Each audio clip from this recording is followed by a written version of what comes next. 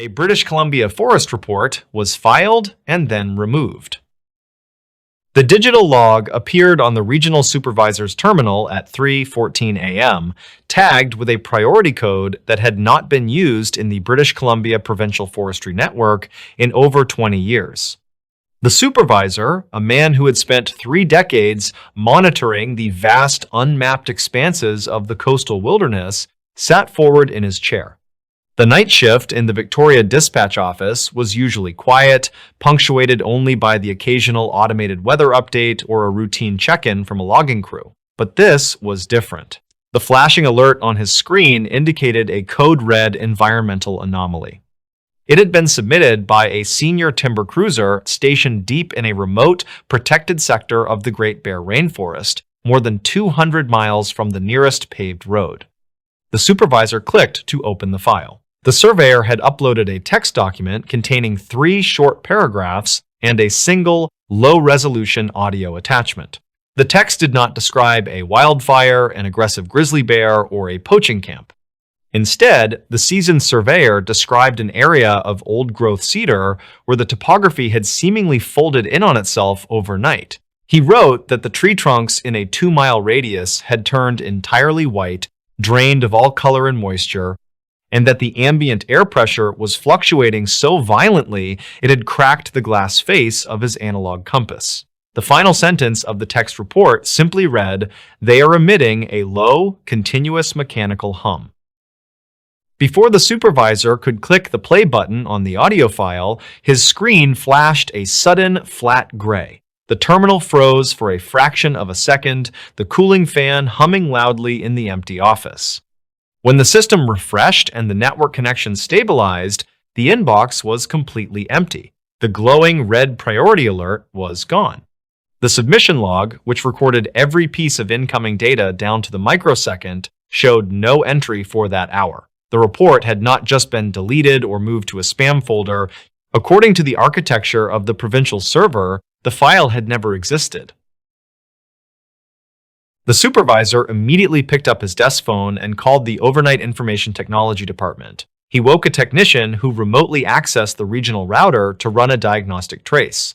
The technician sounded confused as he reported his findings.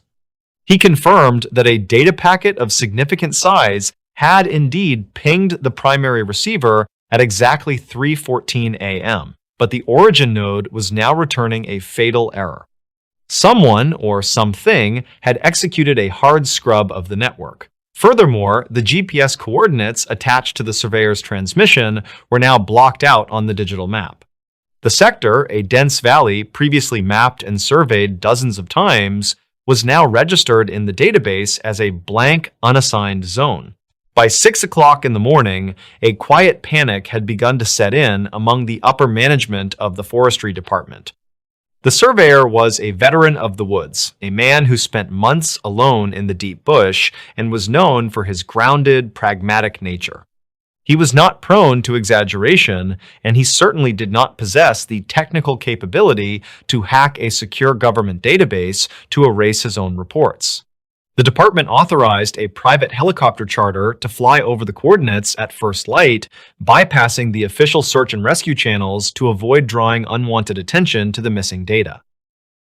The pilot reached the airspace above the valley at 8:30 a.m. The weather across the coast was clear, with bright morning sunlight illuminating the endless sea of green pine and cedar. But as the helicopter banked over the specific coordinates, the pilot radioed back to dispatch with a hesitant voice. A perfectly circular column of thick gray fog was rising from the valley floor, obscuring the canopy entirely. The fog was not drifting with the wind. It remained entirely stationary, rising like a solid pillar. The pilot noted that as he passed within 1 mile of the fog bank, his instrument panel began to flicker, and a loud, rhythmic static washed out his communication relay. He was ordered to return to base immediately. A small, specialized ground crew was assembled 48 hours later. They were briefed only that a surveyor had missed his scheduled satellite check-in and that equipment failure was suspected. The team drove for 6 hours up deteriorating logging routes, finally abandoning their trucks when the mud became too deep. They hiked for another 2 days through the dense, wet undergrowth of the rainforest. The expedition leader later noted in his personal journal that the transition into the surveyor's sector was not gradual. It happened over the course of a single step. One moment, the team was walking through a vibrant, noisy ecosystem filled with the sounds of dripping water, rustling leaves, and calling birds. The next moment, they crossed an invisible threshold into absolute, suffocating silence. The air grew instantly cold, and the smell of damp earth was replaced by the sharp, metallic scent of ozone. The forest floor here was covered in a fine, pale dust that resembled ash, though there were no signs of a fire. As they pushed deeper into the valley, they saw the trees. Just as the deleted report had described, the towering ancient cedars had been stripped of their bark and color. The wood was bone-white, smooth to the touch, and strangely warm. The branches were completely bare, reaching up into a canopy that was shrouded in the unnatural, stationary fog. The ground team moved slowly, their unease growing with every silent step. There was no wind, yet the white trees seemed to vibrate slightly, transferring a deep, sub-audible tremor through the soles of the searchers' boots. They found the surveyor's camp just before dusk. The heavy canvas tent was fully erected and entirely untouched. His camp stove, climbing gear, and emergency rations were neatly organized on a folding table. The site showed no signs of a struggle, no animal tracks, and no indication of a hasty departure. However, when the expedition leader unzipped the tent to look inside, he found the surveyor's heavy winter jacket laid perfectly flat on the sleeping bag. The jacket was completely dehydrated. The synthetic fabric crumbled into brittle flakes when the leader tried to pick it up, as if all moisture had been instantly baked out of it in a vacuum. Sitting beside the crumbled jacket was the surveyor's physical logbook. It was a heavy, leather-bound ledger required by the province for legal record-keeping. The leader opened it, hoping to find a written copy of the deleted digital report. The first 40 pages were filled with mundane daily notes, weather observations, and soil acidity measurements. But the pages covering the final 3 days of his deployment had been removed. They were not torn out in a rush. They had been excised with surgical precision, sliced perfectly down the binding so that barely a paper fiber remained. The only electronic device left in the camp was a secondary handheld GPS unit resting on a stump outside the tent. The search team gathered around it as the technician powered the screen on. The battery was somehow fully charged. It took a moment to acquire a satellite lock. When the numbers finally populated on the display, the team stared at the screen in silence. According to the uncorrupted hardware, their current elevation was not 4,000 feet above sea level, where they should have been. The device registered their elevation as a negative number, insisting they were currently standing 3 miles beneath the surface of the Earth. The expedition leader ordered an immediate retreat. The team hiked through the night, using headlamps to navigate the maze of bleached, vibrating trees, desperate to reach the tree line where the normal forest resumed. They left the camp exactly as they found it, taking only the corrupted GPS unit and the altered logbook. They spoke very little on the long drive back to civilization, each man privately haunted by the sheer, unnatural wrongness of the dead valley. When the team submitted their findings to the regional office, the response was swift and bureaucratic. The photographs they took of the white trees were confiscated and classified under a vague Environmental Protection Act. The anomalous GPS unit was sent to a federal laboratory in Ottawa and never returned. The surveyor was officially declared lost in the woods, his disappearance attributed to a tragic, unverified fall into a fast-moving river. A public warning was issued designating the specific coordinates as an unstable landslide zone, strictly off-limits to all hikers and commercial logging operations. The regional supervisor, who had seen the original, vanished report, chose to retire early a few months later. He packed up his desk, handed over his keys, and moved to a small town on the eastern edge of the province, far away from the deep woods. But he could never quite shake the memory of that night shift. He often thought about the speed with which the system had scrubbed the file, a deliberate erasure executed from a level of authority he could not even comprehend. Most of all, he thought about the audio file he never got to hear. Years later, rumors began to circulate among the older forest rangers. They whispered about illegal, deep earth acoustic scanning taking place in the remote sectors. They traded stories about campers who wandered too close to the hazard zones and reported hearing a sound that carried on the wind. It was not the sound of a landslide or a river or an animal. According to the locals who lived near the edge of the deep wilderness, on particularly quiet nights, you could stand at the boundary line and hear a low, continuous mechanical hum rising from beneath the roots of the trees. A West Virginia property was abandoned after something was found below.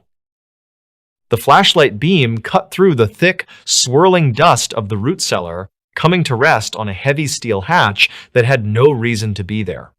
Thomas, an independent property appraiser contracted by a distant out-of-state trust, stood in the freezing dampness of the underground room and wiped away a layer of grime from the metal. The county blueprints in his leather satchel showed only a standard stone foundation for this isolated 1930s timber house in the dense Appalachian foothills. There was no mention of a subterranean extension, and certainly no record of the 4 massive, rust-pitted iron padlocks securing the hatch to the concrete floor. Something about the way the chains were wrapped suggested they were not meant to keep intruders out, but to keep the hatch firmly closed against whatever lay beneath it. The silence of the house above was heavy and absolute. It was late November of 2014, and the property sat at the end of a forgotten logging road off Highway 39, 20 miles from the nearest town. The previous owner, a retired structural engineer named Elias Vance, had died in a nursing home 3 months prior, leaving the 80-acre estate to a corporate trust. Thomas had spent the afternoon cataloging the main floors, noting the peeling wallpaper, the water damage in the ceiling, and the strange, obsessive way the windows had been boarded up from the inside. But it was here, in the windowless cellar, that the true nature of the property began to reveal itself. Kneeling on the cold floor, Thomas noticed a faint, rhythmic vibration traveling through the soles of his boots. It was incredibly subtle, like the distant rumble of a heavy freight train miles away, yet there were no train tracks anywhere in this part of the county. He placed his bare hand flat against the center of the steel hatch. The metal was unnervingly warm to the touch, a stark contrast to the near-freezing ambient temperature of the cellar. A thin wisp of foul-smelling air, reminiscent of ozone and old stagnant water, drifted up from the microscopic gap between the hatch and its housing. Thomas pulled his hand back, a cold prickle of unease washing over his shoulders. He returned the following morning shortly after 9 o'clock, carrying a heavy-duty battery-powered angle grinder and a crowbar. The morning fog was thick, clinging to the skeletal black trees surrounding the property and swallowing the sound of his truck door shutting. Down in the cellar, the air felt even more oppressive than the day before. The vibration was still there, steady and low, humming beneath the earth. Thomas set to work on the chains. The high-pitched scream of the grinder against the iron padlocks filled the small stone room, throwing bright showers of orange sparks into the shadows. It took nearly 40 minutes to cut through all 4 locks. When the final chain dropped to the concrete with a heavy, dead clatter, the cellar suddenly felt entirely too quiet. Thomas wedged the flat end of the crowbar under the lip of the hatch and leaned his weight backward. The metal shrieked as the rusted seal broke. A sudden, forceful exhalation of warm, dead air rushed out from the dark void below, carrying a smell so ancient and dense it made him gag. It smelled like wet copper, decaying limestone, and something faintly chemical, like antiseptic masking rot. He clicked his heavy tactical flashlight up to its highest setting and shined the beam down into the opening. The light did not hit a dirt floor or a simple root storage bin. It revealed a perfectly circular concrete shaft descending straight down into the earth, lined with heavy industrial steel rungs bolted into the gray walls. The shaft went down farther than his light could reach, disappearing into a haze of floating particulate matter. According to local property laws, an appraiser was only required to document accessible square footage, but an unrecorded subterranean structure could drastically alter the valuation or liability of the estate. Against his better judgment, Thomas secured his satchel, tested the first iron rung with his heavy boot, and began the descent. The air grew steadily warmer with each step down into the dark. He counted the rungs as he went. 20, 30, 40. The square of gray light from the cellar hatch grew smaller and smaller above him. By the time his boots finally struck a solid concrete floor, he had climbed down at least 60 feet beneath the West Virginia soil. The space at the bottom of the shaft was pitch black. Thomas swept his flashlight around, illuminating smooth, seamless poured concrete walls. He was standing in a small antechamber. To his left, a large electrical breaker box hung on the wall, its metal door hanging open. To his right, a heavy steel door stood slightly ajar. He moved toward the breaker box, noticing that the thick black cables leading out of it disappeared directly into the bedrock. With a gloved hand, he threw the massive main switch. Deep within the walls, a series of heavy mechanical clunks echoed, followed by the low electrical whine of large generators waking up. Row after row of caged fluorescent lights flickered to life overhead, casting a harsh, pale yellow glow down a long, impossibly wide corridor. Thomas stepped through the steel door and stopped, staring down the tunnel. The corridor stretched for at least 200 feet, driving straight into the subterranean heart of the mountain. It was wide enough to drive a small truck through. The sheer cost and logistical nightmare of excavating and pouring this much concrete in secret decades ago was unfathomable. Elias Vance could never have funded or built this alone. It was a military-grade installation hidden beneath a rotting wooden farmhouse.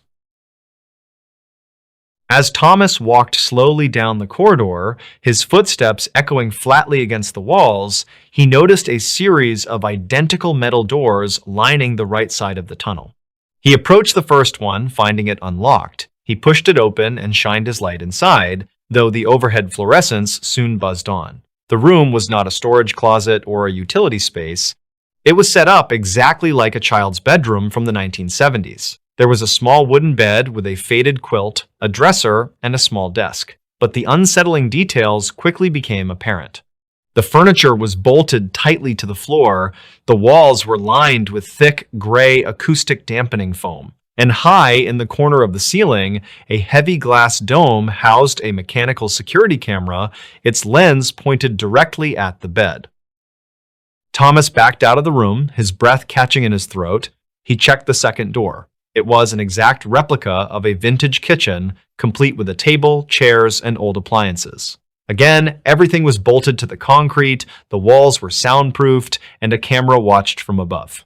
The appliances were completely gutted, the refrigerator had no motor, the oven had no heating elements, they were mere props. This was not a bunker designed to keep people safe from a nuclear attack. It was an observation facility. It was an enclosure designed to simulate a normal environment while closely monitoring whoever or whatever was kept inside. At the far end of the corridor, the tunnel opened up into a larger, circular command center. Banks of ancient, dusty electronic equipment sat dormant on long metal tables. Dust motes drifted lazily through the stale, warm air. In the center of the room sat a heavy steel desk with a single leather-bound logbook resting squarely on its surface.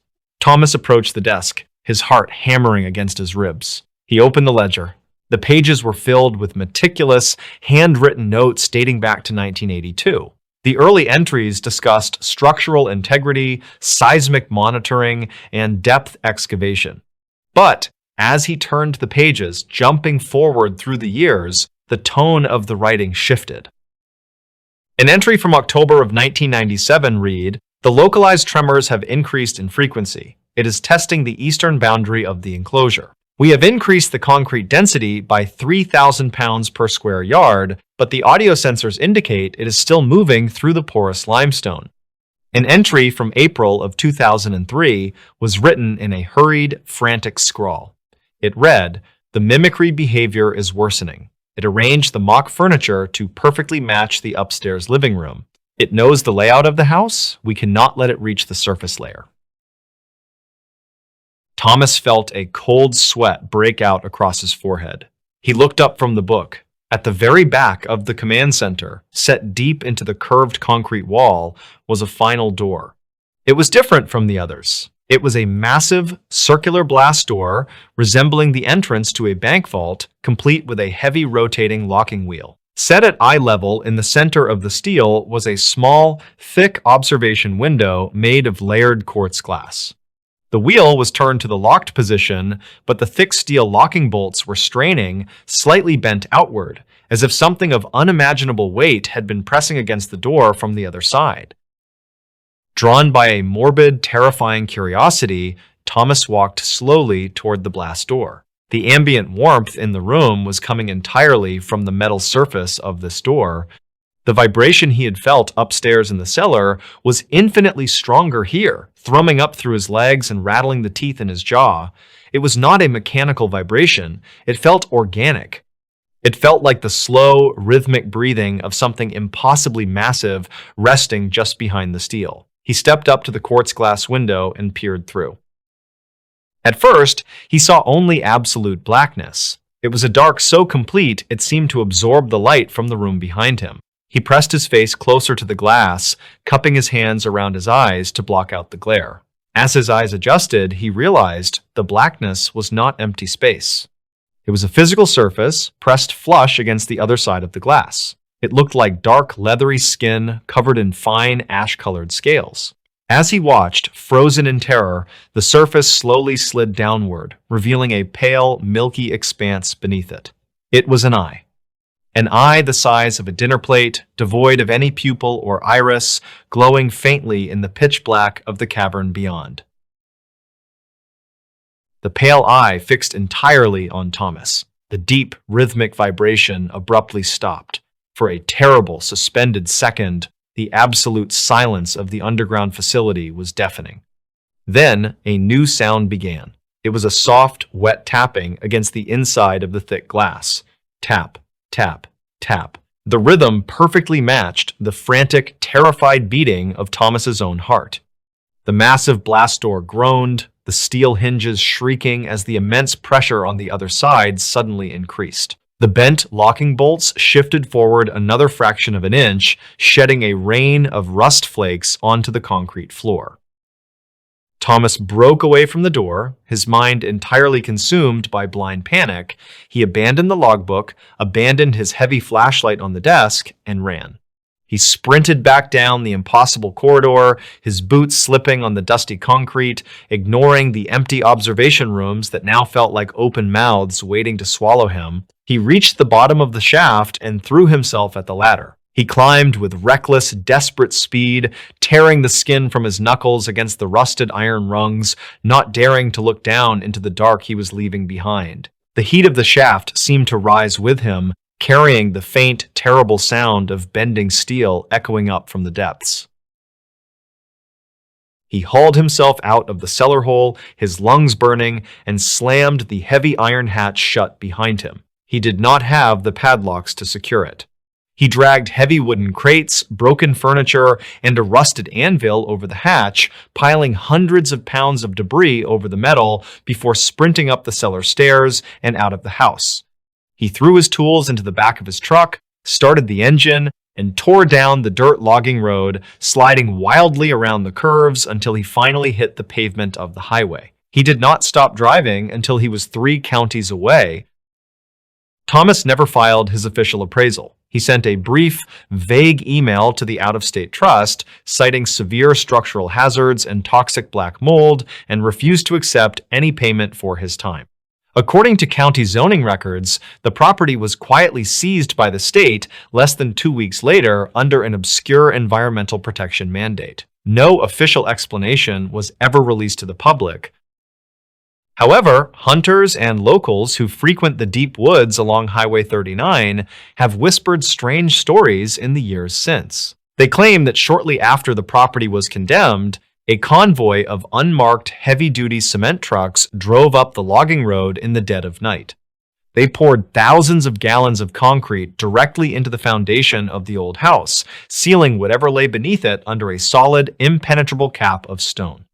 Yet, on still, windless nights in late autumn, residents living in the valleys miles away claim they can sometimes feel a low, rhythmic thrumming deep in the earth. A vibration that pauses, changes tempo, and slowly seems to learn the sleeping patterns of the towns resting above it. A Yellowstone report from 2012 was never filed. The smell was the first thing that confirmed something was terribly wrong in the clearing, a heavy scent of scorched copper and sulfur that hung unnaturally still in the cold mountain air. Elias, a seasoned backcountry ranger, stood at the edge of the tree line and stared at what remained of the Geological Survey camp. The campsite was located deep within the Thoroughfare region of Yellowstone, a massive expanse of wilderness widely considered the most remote area in the lower 48 states. It was late October of 2012, and the three-person survey team was officially 4 days overdue. Elias had hiked for 2 days through dense pine forests and over jagged ridges to reach their last known coordinates. He had expected to find a twisted ankle, a broken radio, or perhaps a group of researchers simply running behind schedule. Instead, he found absolute silence and a scene that defied all logic. The large dome tent sat in the center of the clearing, but it had not been collapsed by wind or torn by a grizzly bear. The bright orange nylon was entirely melted, fused together into a hard, glossy shell that reflected the gray afternoon light. The damage did not look like the result of a campfire gone out of control. There was no ash, no charred wood, and the dry yellow grass surrounding the tent was perfectly untouched. It looked as though an intense, localized heat source had baked the tent from the inside out, causing the synthetic material to shrink and petrify around the aluminum poles. The poles themselves were warped inward, bent as if subjected to immense and sudden atmospheric pressure. Elias did not call out. The profound quiet of the forest seemed to press against his ears, and an instinct older than his training told him to remain completely silent. He approached the petrified structure slowly, his boots crunching lightly on the frost-hardened dirt. He unholstered his bear spray, though he already knew that no animal was responsible for this. Peering through a melted gap in the nylon, he saw the 3 sleeping bags. They were empty, but they were compressed, flattened against the floor of the tent as if smoothed down by a heavy weight. There were no backpacks, no boots, and no sign of the expensive thermal imaging equipment the team had brought with them. The only item left behind was a small green field journal lying in the dirt near the fire ring. Elias picked it up. The cover was warm to the touch, despite the ambient temperature hovering near 30 degrees. He opened the journal. The first dozen pages were filled with standard scientific notations, neatly written columns detailing soil acidity, water temperatures, and seismic readings from the nearby thermal vents. But as he turned the pages, the handwriting began to deteriorate. The neat columns gave way to sprawling, erratic sentences that pushed off the edges of the paper. The entries from 3 days prior stopped mentioning geology entirely. Instead, the lead researcher had written repeatedly about a low, vibrating hum that seemed to emanate not from the ground, but from the empty spaces between the trees. The final entry, written in a frantic, pressing hand, consisted of only one sentence. It read, "The shadows are unlatching from the pines, and they do not cast themselves on the ground." Elias felt a cold prickle of sweat form at the base of his neck. He reached for his shoulder radio, keying the microphone to contact the dispatch center at Mammoth Hot Springs. He spoke softly, identifying himself and requesting an immediate emergency channel. He waited for the familiar burst of static and the dispatcher's voice. Instead, the radio emitted a sound he had never heard before. It was a wet, rhythmic tearing noise, followed by a slow, dragging exhalation that sounded impossibly close. It did not sound like signal interference. It sounded like something breathing directly into a microphone in a hollow, echoing room. Elias released the button, his heart hammering against his ribs. He tried again. The same slow, ragged breath answered him, but this time he could hear a faint clicking noise in the background, like teeth snapping together in the dark. He turned the radio off completely. The air in the clearing felt suddenly heavy, as if the barometric pressure had plummeted in a matter of seconds. The sky above the canopy shifted from a pale, overcast gray to a bruised, unnatural purple. A light snow began to fall, but as a flake landed on the sleeve of his green uniform, Elias realized it was not snow. It was fine, pale ash. There were no active forest fires anywhere in the region, and the nearest thermal geyser capable of producing such debris was over 20 miles away. The ash fell silently, coating the melted tent and the silent clearing in a thin layer of gray dust. Elias knew he had to leave. He had a patrol cabin waiting for him about 4 miles south, a sturdy log structure with heavy iron locks and a wood stove.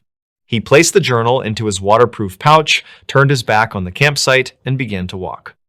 The hike to the cabin took 2 hours, and the entire way, Elias could not shake the feeling of being paced. He heard no twigs snap, no heavy footsteps in the underbrush, but the woods were entirely devoid of wildlife. Not a single squirrel chattered, and no birds called from the high branches. The silence was oppressive, heavy enough to make his ears ring. Every time he stopped to check his compass, he felt a strange, cold pressure on the back of his neck, the distinct sensation of being observed by something that understood exactly what he was doing.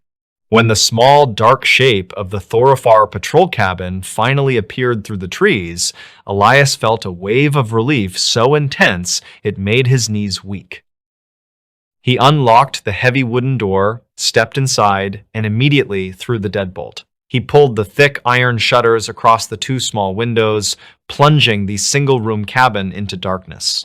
He used his flashlight to find the woodpile in the corner and quickly built a fire in the cast-iron stove. The fire caught, but the flames burned with a strange pale blue hue, casting long, twisting shadows against the log walls.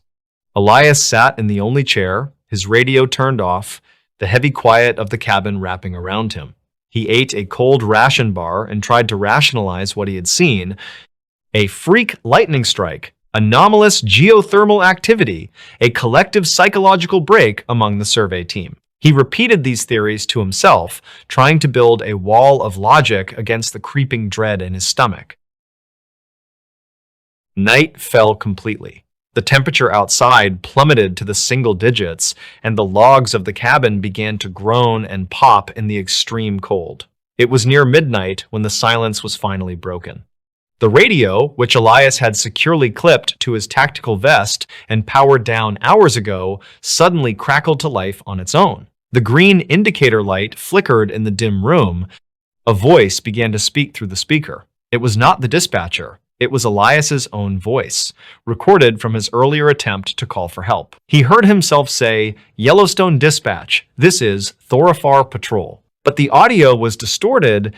It was slowed down, dragged out into a deep, guttural drawl, and underneath his own words, he could hear that same wet, rhythmic breathing. The playback looped 3 times, growing slightly louder with each repetition before cutting off into dead silence. Elias did not move. He sat frozen in the chair, his eyes locked on the radio. Then, a sound came from outside. It was not the wind. It was a soft, heavy thud against the exterior wall of the cabin, about 10 feet away from the door. It sounded like a wet sack of flour being dropped against the wood. A few seconds later, another thud hit the wall, this one higher up, near the roofline. Then came a sound that made his blood run cold. It was a scratching noise, slow and deliberate, dragging along the logs toward the shuttered window. It did not sound like claws. It sounded like bare, rigid fingers scraping against the timber. Driven by a terrifying compulsion he could not explain, Elias stood up and walked silently to the window. His hand trembled as he gripped the iron latch of the shutter. He opened it just a fraction of an inch, creating a tiny slit to peer out into the clearing. The moon was hidden behind thick clouds, but the pale ash covering the ground provided a faint, ghostly illumination. Standing at the edge of the tree line, about 50 yards away, were 3 figures. They were wearing the bright yellow and gray winter parkas of the missing geological team. But they were not acting like lost hikers. They were standing perfectly still, shoulder to shoulder, facing away from the cabin. Their heads were tilted back at an extreme, impossible angle, staring straight up into the pitch-black sky. They did not shiver in the freezing wind. They did not move a single muscle. Elias watched them for what felt like hours, unable to look away, until the pale light of dawn finally began to bleed over the horizon. When the sun broke through the clouds, the figures were gone. Elias waited until mid-morning before unbarring the door. He stepped outside, his rifle gripped tightly in his hands. He walked to the edge of the tree line where the figures had stood. The layer of frost and pale ash was completely undisturbed. There were no footprints leading into the clearing, and none leading away. It was as if they had simply ceased to exist when the light touched them. Elias packed his gear, locked the cabin, and began the brutal 30-mile hike back to civilization. He did not stop to rest, and he did not turn on his radio again. 2 days later, Elias sat in a brightly lit, windowless office at the park headquarters in Mammoth Hot Springs. He sat across from his sector supervisor, a stern man who listened quietly as Elias recounted every detail of the melted tent, the ash, the journal, and the figures in the dark. When Elias finished, he placed the small green journal on the desk. The supervisor stared at it for a long time, then reached into a drawer and pulled out a manila folder. The supervisor pushed the folder across the desk. He spoke in a flat, bureaucratic tone, stating that the geological survey team had emerged safely from the south entrance of the park 3 days prior. They had reported a minor equipment failure and decided to cut their expedition short. Elias opened the folder. Inside was a checkout log from the south entrance gate. It listed 3 names, complete with signatures and vehicle plate numbers. But as Elias read the names, a cold knot formed in his chest. The names on the checkout sheet did not match the names of the researchers he had been sent to find. He looked up at his supervisor, pointing out the discrepancy. The supervisor simply picked up the green journal, placed it into a heavy gray lockbox behind his desk, and told Elias that altitude sickness and isolation often cause severe auditory and visual hallucinations. He advised Elias to take a mandatory 2 weeks of paid leave, heavily implying that any further discussion of the incident would result in a permanent psychological discharge. Elias took the leave and shortly after requested a transfer to a different park entirely. He never returned to the thoroughfare. His detailed handwritten report was never entered into the digital database. If you search the public records for a missing geological team in the fall of 2012, you will find absolutely nothing. But among the veteran backcountry rangers of Yellowstone, a quiet rumor still circulates. They say that if you find yourself near the thermal vents of the deep thoroughfare late in the season and the temperature suddenly drops, you should never look out the windows of the patrol cabins. They say that sometimes when the sky turns purple and the ash falls, you can still hear the static on the emergency channels playing back a slowed, distorted voice accompanied by the sound of wet, rhythmic breathing. The voice that only spoke after midnight in New Mexico. The first recording began with a chair scraping across a kitchen floor, then a long stretch of nothing at all, and then a woman in the house turning toward an empty doorway because someone had answered a question she had never asked out loud. The tape caught only a few sounds before the voice came. A breath, the soft rattle of dishes in a sink, wind at the windows. Then, from somewhere beyond the small dark hall, a low reply in a man's voice, patient and near, as if he had been standing there listening for some time. When the woman later described that moment, she said the worst part was not what the voice sounded like, it was that it had answered the exact thought she had held in silence, with her lips closed and her hands still under cold running water. The house stood alone in the north of New Mexico, far from town, with a dirt road that narrowed into stone and brush before reaching the property.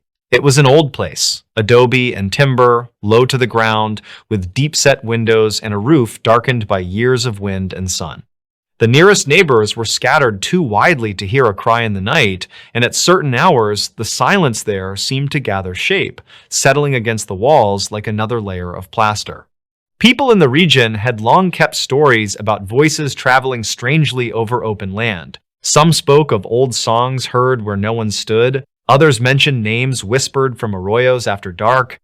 Most of those stories lived where such stories often live, half in memory and half in habit, repeated on porches, lowered near children, then laughed away by morning. The people in the house were not looking for any of that. According to later accounts, they were practical enough to begin with ordinary explanations. A radio left on somewhere, a rancher passing in the dark, sound carrying from the road, one of them talking in their sleep. Yet the first incidents carried a small detail that kept returning. The voice did not interrupt. It replied. It came only after midnight, and only after someone in the house had formed a question privately, inwardly, with no sound behind it. The answer would not always come at once. Sometimes there would be a delay long enough for the person to convince themselves they had imagined the whole uneasy chain of thought. Then, from another room or the far end of the hallway, the reply would arrive in a tone so natural it seemed almost intimate. Not loud, not theatrical, merely present. At first, the answers were simple. Where did she put the keys? In the blue bowl. Why was the dog staring at the back door? Because he hears me. Who forgot to latch the pantry? Not him.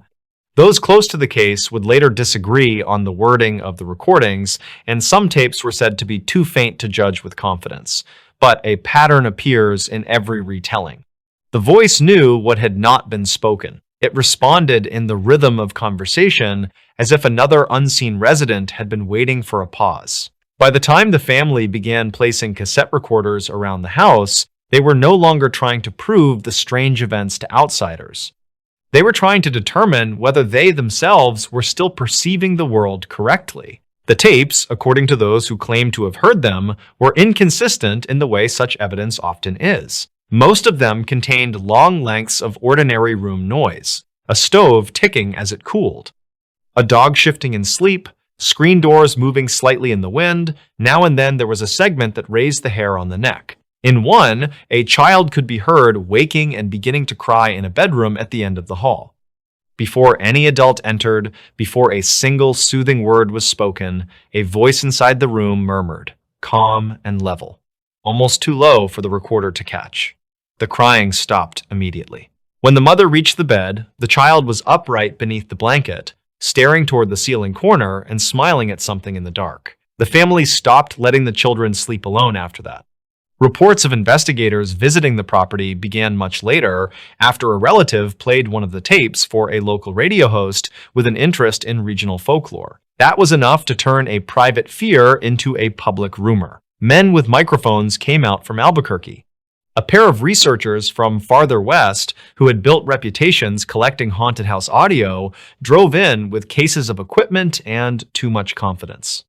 One retired sheriff visited because he had known the family by name and did not like how shaken they sounded on the phone. No one fully agreed on what was found there, which in some ways only strengthened the story. The radio men thought the house produced unusual echoes because of its shape and thick walls. One of the researchers suspected ventriloquism, fraud, or a member of the household acting out a pattern that had grown into obsession. The retired sheriff did not offer theories. He stayed one night, left before dawn, and later told a friend that he would not go back. Something changed on the second night of the investigators' visit. Until then, the voice had replied only to those who lived in the house. That detail had made some of the visitors dismissive. They assumed the phenomenon depended on suggestion. The researchers set up their machines in the kitchen, checked battery levels, mapped cold spots, and spoke softly about signal interference and shared delusion. Near midnight, one of them sat alone at the table, writing notes by lamplight while the others smoked outside. He later claimed he had been thinking, with some irritation, that the case had been exaggerated by frightened people who needed the company of strangers. He did not speak, he did not sigh, he merely wrote the thought in his head as one writes a sentence on an unseen wall. From the hallway behind him came a quiet response. Then go home. He turned so suddenly the chair legs snapped against the tile. The others heard that sound and came inside. On the tape, there was no question, no lead-in, no human voice from the table. Only the scratch of the investigator's pencil, then the answer from the hall, clear enough that even skeptics later admitted it was difficult to dismiss. The phrasing was flat, not angry, not threatening. It sounded almost weary, as though whatever spoke had already endured too much of the living and wished to be left in peace. That recording was the one most often discussed, but it was not the one that ended the visits. The most disturbing account came from the woman who lived in the house and from the investigator who had thought privately at the kitchen table. According to both of them, the activity deepened after people began expecting it. The voice no longer answered practical thoughts. It began replying to memories. A man would think of his dead brother while standing alone in the bathroom mirror, and from the bedroom behind him, the voice would say the brother's childhood nickname. A woman folding blankets would recall, against her will, the face of her mother in a hospital bed, and from the dark hall, a voice would say, "She knew you lied." The words were not shouted. They arrived in the same mild tone, close to the ground, with a kind of domestic familiarity that made them unbearable. Whatever spoke seemed less interested in frightening the house than in entering the private space people usually keep even from those they love. After that, sleep in the house changed. No one wanted to drift off fully. No one wanted to dream too deeply. The family began leaving lamps on in 2 rooms and a radio murmuring in the kitchen through the night, as if a little human noise could keep something older from settling in. Still, the worst incidents came after midnight, when conversation thinned, when thoughts loosened and grew vivid in the dark. One son, not yet grown, started covering his ears before bed, though that did nothing. Another refused to think in complete sentences once night fell. He would distract himself with songs, arithmetic, baseball rosters, anything broken and harmless, because he had become convinced that the voice could only answer a whole thought. For a short time, that seemed to help. Then, one night, sometime after 1 a.m., his recorder picked up a whisper close to the mattress, so close it seemed to rise from under the bed frame itself. "You do not need words." The family considered leaving. Whether they truly tried is less certain. Some later versions of the story say they packed twice and unpacked both times before dawn. Others say the oldest woman in the household refused to go because the land had belonged to the family in one form or another for years beyond easy counting, and she would not be turned out by wind, rumor, or devil's play. There was also a local belief, mentioned quietly by one of the visitors, that certain places in the high desert do not improve when abandoned. A trouble in an empty house does not fade, according to that belief. It grows simpler, freer. It waits for whatever comes next. More tapes were made, several were lost, some were said to have been copied and passed around privately in the region. A few descriptions remain. In one, there is the sound of a pot falling in the kitchen, though nobody enters the room. In another, a dog begins growling toward a closed bedroom closet and then abruptly whines as if recognizing something. On one of the last known recordings, 2 people sit together in silence for almost a full minute. Wind rubs against the outside of the house, boards shift, one person is breathing too fast, the other seems to be trying not to. Then a man's voice from the ceiling or the hallway or the next room, impossible to place, says, in a tone almost conversational, "You should not think of the well." No one on the tape had mentioned a well. There was one, though, old, dry, capped with timber, some distance behind the house where the ground dipped away into brush and stone. It had not been used in years. The children had been warned away from it so often that it had faded into the scenery, just another hazard in a place full of thorns, nails, rusted wire, and sudden holes in the earth. After the recording, the family went out there in daylight with 2 of the investigators and the retired sheriff, though he had said he was done with the matter. The cover looked undisturbed. The boards were gray and warped, with iron fittings stained dark by weather. When they pried the top loose, a smell rose from below, so old and damp it seemed unrelated to the desert itself. Not rot exactly, not earth, just stillness, held too long underground. The well was not deep enough to hide a body, some said. Others disagreed. Nothing publicly confirmed was ever recovered from it, and later retellings drift apart wildly at this point, as such stories do. One version claims they found only water-blackened debris and the bones of small animals. Another says there were signs the shaft had once been extended and filled in. A third insists that when one of the men leaned over with a lantern, the tape recorder clipped with a sound like someone speaking directly into the microphone from beneath the earth, though no words could be separated. There is no firm record to settle the question. What survived was the effect. After the well was opened, the voice inside the house grew more frequent. It also grew more personal. The woman in the kitchen, the one from the first tape, later told a friend that the voice began using endearments no stranger should have known. Names from childhood, phrases spoken years earlier in grief and never repeated. Once, while washing dishes after midnight, she remembered a morning when she had stood by a hospital bed and silently wished for an ending before the suffering could continue. She had never confessed that thought to anyone. The guilt of it had traveled with her for years like a stone in the body. As she stood at the sink, the room dim except for the weak yellow light above the stove, the voice came from the pantry with a soft little chuckle underneath it and answered the memory as though continuing a conversation left unfinished. "You meant it." She dropped a glass. It shattered at her feet. The tape caught the break, the breath, the hurried steps backward, but the voice did not return. That was another pattern people noticed. It said only what was needed. It did not ramble. It did not plead. It did not perform. It left the rest in silence. Toward the end, some neighbors believed the family had changed. Not in some dramatic way, but in the small, exhausted way people change when nights stop being safe. They forgot ordinary things. They stared too long at nothing. Their speech thinned. One of the children, when asked at school why he looked so tired, reportedly said that talking was not the hard part anymore, thinking was. Local residents repeated that line for years afterward, often with a small pause before the last word, as though testing how it sounded in open air. What finally happened in the house is uncertain. The family did leave for a time, according to some accounts.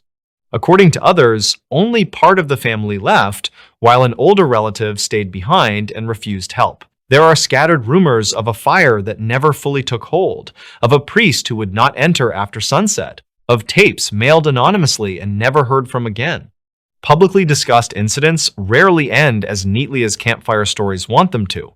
They fray, people die, papers are misplaced, houses pass to distant relatives or stand empty until the roof gives way and weather carries the last shape out of them.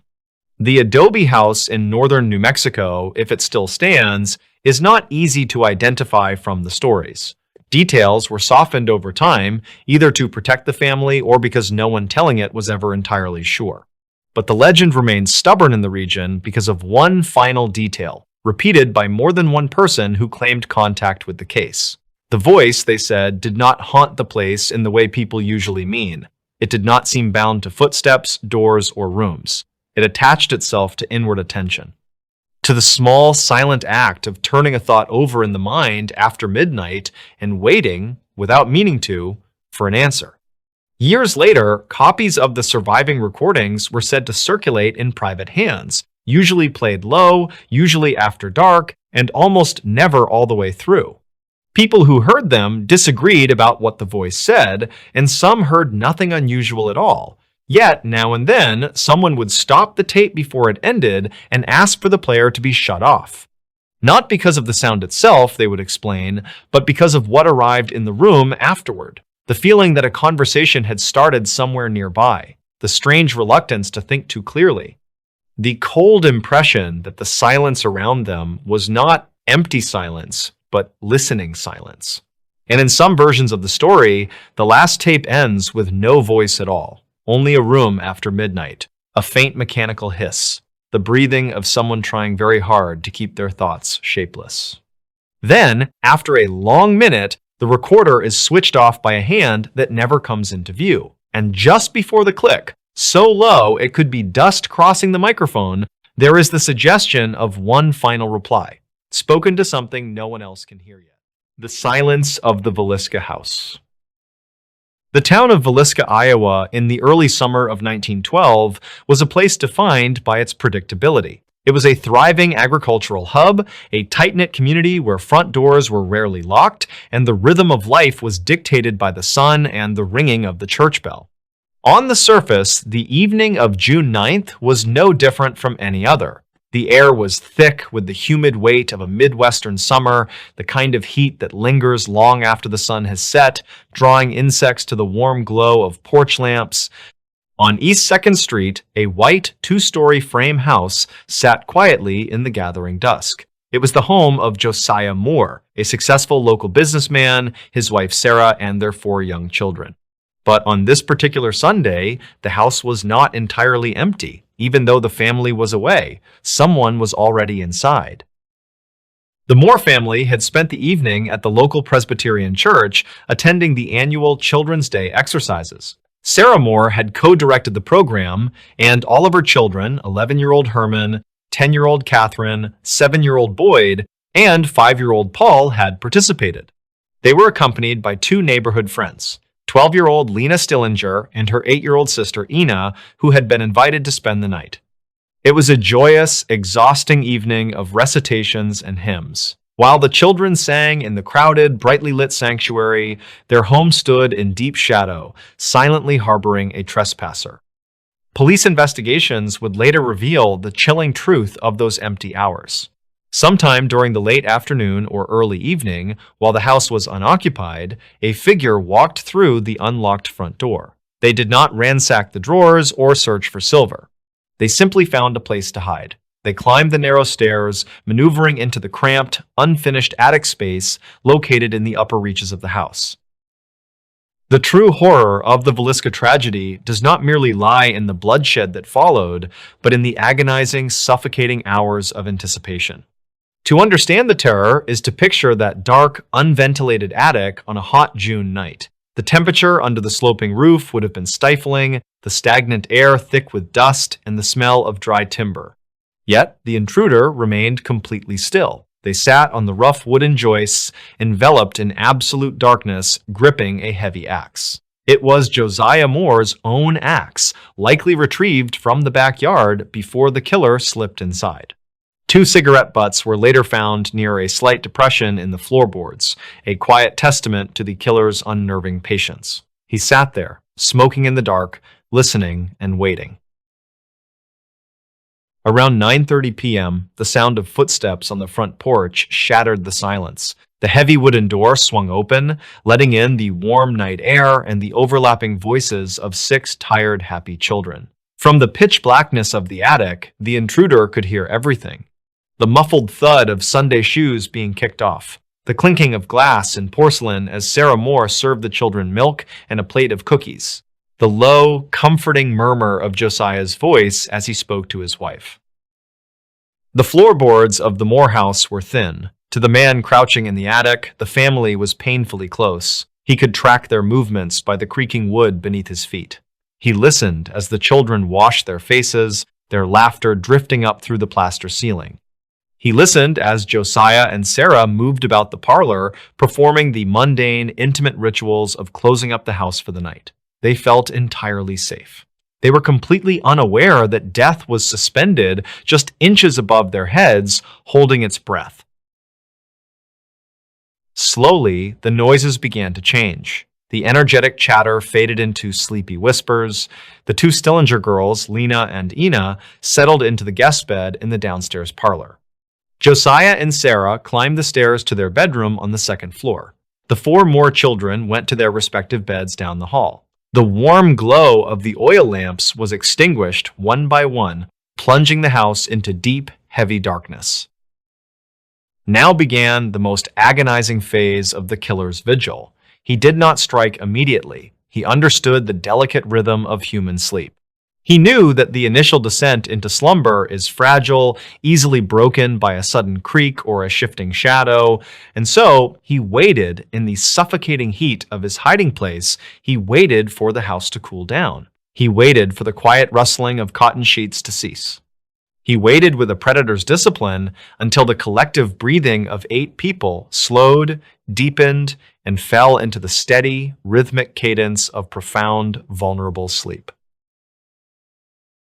Midnight passed. The town of Villisca was dead to the world.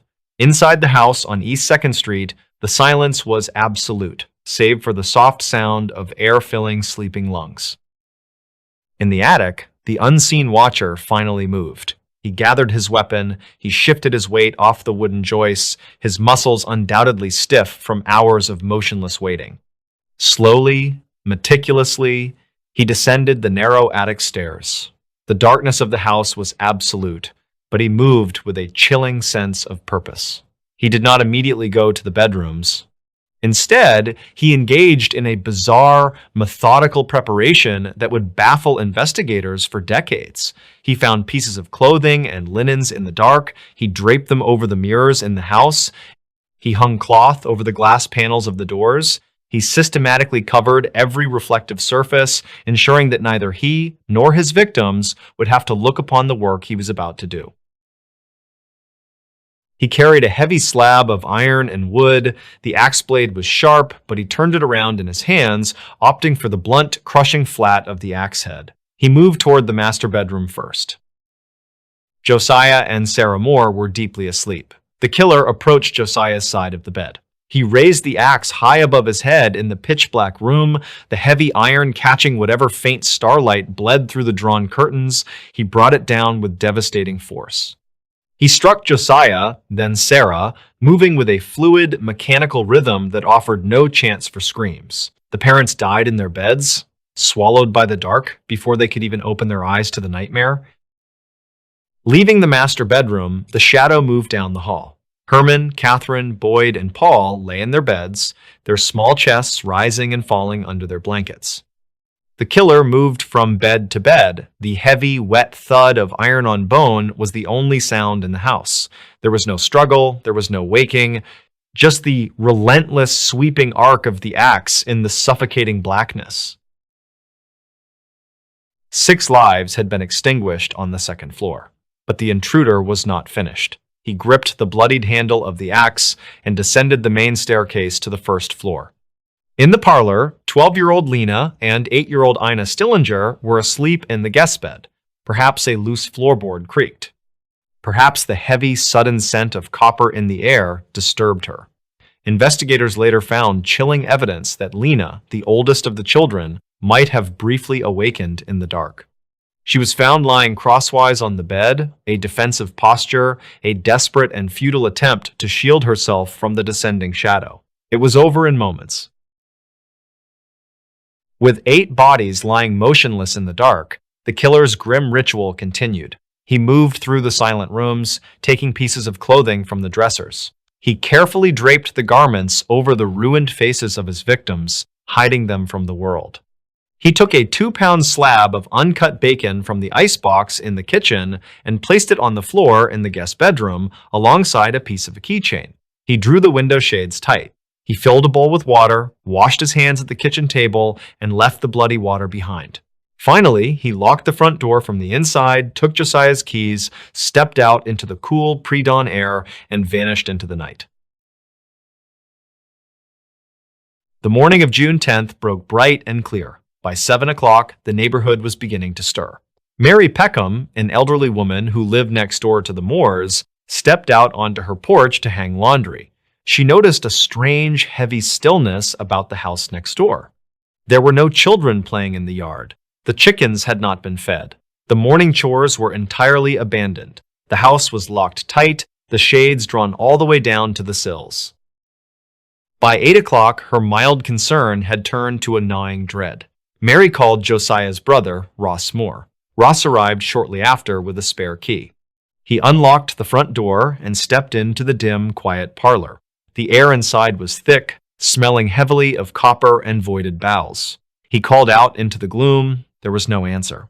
He pushed open the door to the downstairs guest room and saw the dark, rust-colored stains soaking through the bedsheets and the unnatural stillness of the 2 little girls. Ross Moore stumbled out of the house, his face ashen, and told Mary to call the marshal. Within hours, the entire town of Villisca would know that the unimaginable had happened.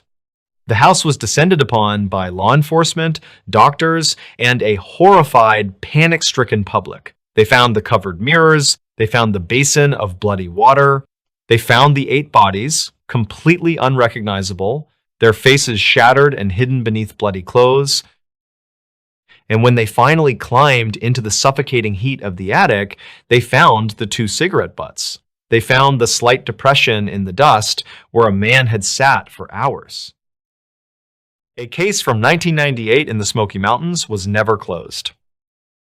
The dark green canvas backpack was found resting perfectly upright on a moss-covered log 7 miles off the designated trail. It was unzipped just enough to let the morning rain gather inside, yet the exterior remained unnaturally clean. There was no mud on the straps, no tear in the fabric from the dense thorns of the surrounding rhododendron thickets. It sat there in the heavy gray fog as if it had been placed by careful, deliberate hands only moments before the search team arrived. But there was no one around. There was only the endless, suffocating silence of the deep woods. The Great Smoky Mountains contain hollows and ravines that rarely see sunlight. In late October of 1998, the fog rolled through these valleys thick enough to swallow a person whole. A 32-year-old hiker traveling alone had walked into this mist 5 days earlier and simply ceased to exist. He had left no itinerary at the ranger station, only a brief note on the dashboard of his sedan parked near the trailhead. The note said he would return by Sunday evening. When Tuesday morning arrived with no sign of him, the search began. At first, the authorities treated it as a routine rescue operation. Hikers wander off the paths often. They twist ankles in the slick rocks, they lose their bearings in the sudden shifts of weather, they hunker down and wait for the flashlights of the search parties. But by the 4th day, the mood among the volunteers had shifted. The tracking dogs, usually reliable even in the damp mountain air, began to behave strangely. They would pull their handlers toward a specific ravine only to stop dead at the tree line, whine, and refuse to step any further into the brush. The discovery of the backpack on the 5th day was the first concrete piece of evidence. Inside, investigators found a spare wool sweater, a half-empty canteen, a topography map folded perfectly along its creases, and a single roll of 35mm film. There was no food, no compass, and no sleeping bag. The lead ranger noted in his report that the placement of the bag felt wrong. It was perched too precariously on the rotting log. A sudden gust of wind or the brush of a passing animal would have knocked it into the mud. It seemed staged, left behind as a marker for something the search party could not see. That evening, a severe storm grounded the helicopters and forced the search teams back to the staging area. The rain pounded the metal roof of the temporary command center, drowning out the static of the radio equipment. It was a miserable, cold night. Around 2:15 a.m., the radio operator caught a faint transmission on a closed channel used only by the park rangers. It was brief, just a few seconds of an open microphone. According to the official logs, there was no voice on the other end. There was only the rhythmic sound of a shovel striking soft, wet earth. Over and over, with a heavy, exhausted breathing layered underneath, the operator called out, asking for identification, assuming a ranger was out in the storm trying to free a trapped vehicle. The digging sound stopped. For a long moment, there was only the hiss of static. Then, a slow, deliberate click as the transmitter was turned off. The operator logged the event, feeling a sudden chill that he could not explain. The following morning, a specialized tracking team descended into the hollow where the backpack had been found. The rain had washed away most of the forest floor, turning it into a river of brown sludge. Yet, incredibly, they found footprints. They were isolated, appearing abruptly in a patch of soft clay near a swollen creek. But the stride of the prints was unnatural. The distance between the left foot and the right was nearly 6 feet. No human could walk with a stride that wide without running, yet the depth of the impressions suggested a slow, agonizingly heavy walk. The footprints did not trail off. They simply stopped. The final print was sunk deep into the clay, right at the edge of a sheer drop-off that plummeted 70 feet into a gorge of jagged slate. The searchers peered over the edge, expecting to find a broken body at the bottom, but there was nothing. No torn branches, no disturbed rocks, no blood, just the rushing water of the creek far below. A photographer with the search unit took 3 Polaroid pictures of the strange tracks. He placed them in a manila folder, sealing it with standard evidence tape, The folder was handed over to the chief investigator and locked in the evidence safe at the main ranger station that afternoon. The investigation was moving from a rescue mission to something much darker, though no one wanted to say it out loud. 3 days later, 2 local hunters who had joined the search effort reported finding a campsite. It was located an impossible 14 miles deep into the park in a sector of wilderness that was virtually impenetrable due to deadfall and briars. It took an entire afternoon for a ranger team to hack their way through the underbrush to reach the coordinates. What they found defied all logical explanation. A small single-person tent was set up in a small clearing, but it was not on the ground. The tent was suspended nearly 30 feet in the air, wedged tightly into the thick branches of an ancient oak tree. It was perfectly pitched, the nylon pulled taut, the stakes driven deep into the thick, rotting bark of the upper limbs. To assemble a tent with such precision on the ground was standard. To do it suspended 30 feet above the forest floor without ropes or climbing gear was something else entirely. A climber was brought in to scale the oak and inspect the tent. The rest of the team waited below in the silence of the growing dusk. According to the climber's statement, the zipper of the tent was secured from the outside. When he carefully pulled it open, shining his flashlight into the dark nylon cavity, he found it completely empty. But it was not undisturbed. The floor of the suspended tent was covered in a thick layer of crushed, dry autumn leaves, arranged perfectly into the shape of a sleeping human figure. The unnerving discoveries began to take a toll on the search teams. Volunteers stopped showing up, rumors began to circulate in the surrounding towns. Locals spoke of the old legends of the mountains, of things that lived deep in the hollows that could mimic the shapes of the lost. The police officially dismissed these rumors, focusing instead on the tangible evidence gathered so far. But the tangible evidence was about to become a problem. The lead investigator requested the manila folder containing the Polaroid photographs of the bizarre footprints. He unlocked the secure safe at the station, a safe to which only 3 people had the combination. He pulled out the folder. The evidence tape was still perfectly sealed. The signature across the seam was unbroken, but when he cut the tape with his pocket knife and opened the folder, it was empty. The photographs were gone. There was no logical way they could have been removed without tearing the envelope or breaking the seal. Confusion gave way to quiet panic within the precinct. The investigator immediately went to the audio archives to retrieve the cassette tape recording of the strange 2 a.m. radio transmission. He found the labeled plastic case sitting neatly on its designated shelf. He opened it, ready to play the sound of the digging for a newly assigned detective. The case contained a completely blank cassette. The tape had been entirely unspooled and cut out, leaving only the clear plastic reels. Pieces of the case were vanishing. It was as if the mountain itself was reaching into the concrete walls of the station and erasing the proof of what had happened. Paranoia set in among the staff. Accusations of tampering were whispered in the hallways, but no one could explain how or why a deputy would steal a photo of a footprint or a recording of static. The final piece of evidence remained: the single roll of 35mm film found in the abandoned backpack. It had been sent to a secure lab in a neighboring county to be developed, far away from the local station. A week after the search had stalled, a plain envelope arrived on the investigator's desk containing the developed photographs. There were 24 exposures on the roll. The first 22 were completely black. The lab technicians noted that the lens cap must have been on, or the photos were taken in absolute darkness without a flash. But the final 2 photographs contained images. The investigator laid them out on his desk under the harsh fluorescent light of his office. The 23rd photograph was taken in the woods, clearly at night. The harsh glare of the camera flash illuminated a thick wall of briars and twisted rhododendron branches. But slightly off-center, partially obscured by the leaves, was a figure. It was incredibly tall, easily over 7 feet, wrapped entirely in dark, wet canvas. It had no discernible face, just a pale, smooth surface where features should have been. It stood perfectly still among the thorns, facing the camera. The 24th photograph was the most disturbing. It was taken from a low angle, pointing straight up into the canopy of a massive oak tree. The flash caught the underside of a nylon tent suspended high in the branches. But the tent was not empty in this picture. A heavy, dark shape pressed against the thin nylon floor from the inside, bowing the material downward.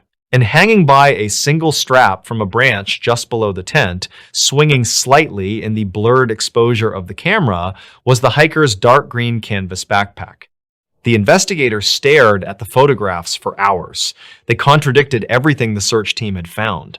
The backpack had been discovered miles away from the suspended tent, resting on a log. If the backpack was in the tree when the photo was taken, who had moved it to the log, cleaned it, and left it for the rangers to find, and more importantly, who was operating the camera? He locked the two photographs in his desk drawer, intending to drive them to the Federal Bureau the next morning. He locked his office door. He walked out to his car in the quiet, damp evening air, feeling the weight of the dark mountains pressing down on the small town. He did not sleep that night. He listened to the wind rattling the window panes of his house, imagining the sound of a shovel biting into wet earth. When he returned to his office at 7:30 the next morning, his door was still locked. He sat at his desk, drank his coffee, and unlocked the bottom drawer to retrieve the photographs. The drawer was empty, there was no sign of forced entry, the locks had not been picked. The photographs, the final piece of physical evidence connecting the missing hiker to the strange anomalies in the woods, were simply gone. A thorough internal investigation yielded nothing. Polygraphs were administered to the staff, the station was searched from top to bottom, but the evidence was gone, just like the hiker. Without proof, the case grew cold. The search was officially suspended in November.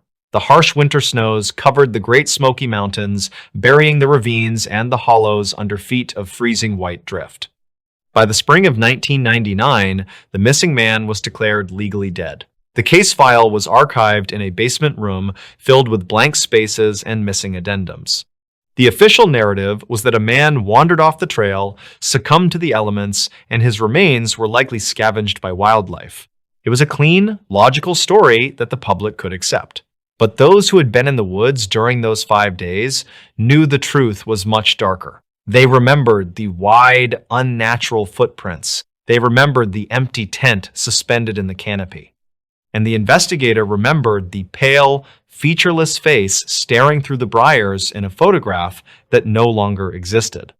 The case was never closed. It remains open, a silent stain on the records of the national park. The missing man's car was eventually towed away, the rust already eating at its edges. The woods reclaimed the paths cleared by the search teams. The ancient oak tree still stands somewhere deep in the hollows, its upper branches thick and twisted. According to local reports, hikers who wander too far off the trail in that specific sector still hear strange things when the fog rolls in. They speak of the sudden, suffocating silence that falls over the forest, a quiet so absolute it makes their ears ring. And occasionally, very late at night, campers claim to hear the rhythmic, distant sound of a shovel striking wet earth, digging a hole that no one will ever find. Every night at 3:17, someone knocked in Cedar Rapids. The first knock came while the house was already awake. It was not loud. That was what the woman remembered later, when she tried to explain why she had not called anyone the first night or the second. It was too measured for panic, too polite for danger. 3 slow strikes against the front door, each one spaced evenly, as if a visitor stood on the porch with one gloved hand raised in the dark, certain that sooner or later someone inside would answer. When she looked at the clock on the stove, the green numbers had just changed to 3:17 a.m. By the time she reached the little pane of glass beside the door, the porch was empty. The street beyond it was empty too. The houses along the block were dark, their windows black and shut, their yards silvered faintly by a weak street lamp at the corner. There had been no footsteps on the steps, no car engine, no shape moving away across the lawn. Only the cold white reflection of her own face in the glass, and the sense that whoever had knocked had done it with complete confidence, as though the silence afterward mattered more than the sound itself. The next night, it happened again. 3 knocks, the same careful rhythm, the same time. Her husband sat up in bed before the third one landed. He had heard it too, This time, he went to the door immediately, flicking on the porch light as he moved, opening it fast enough to catch anyone who might have been hiding close to the frame. But the porch was bare. The steps were bare, the sidewalk was bare. A little wind moved through the dry leaves gathered under the hedge, and somewhere farther down the street, a dog began barking in a nervous, strangled way, then cut itself off all at once. In the morning, they found nothing on the porch. No prank, no sign of forced entry, no footprints in the damp strip of dirt near the flower bed. The husband walked the perimeter of the house, checking the windows, the alley, the detached garage.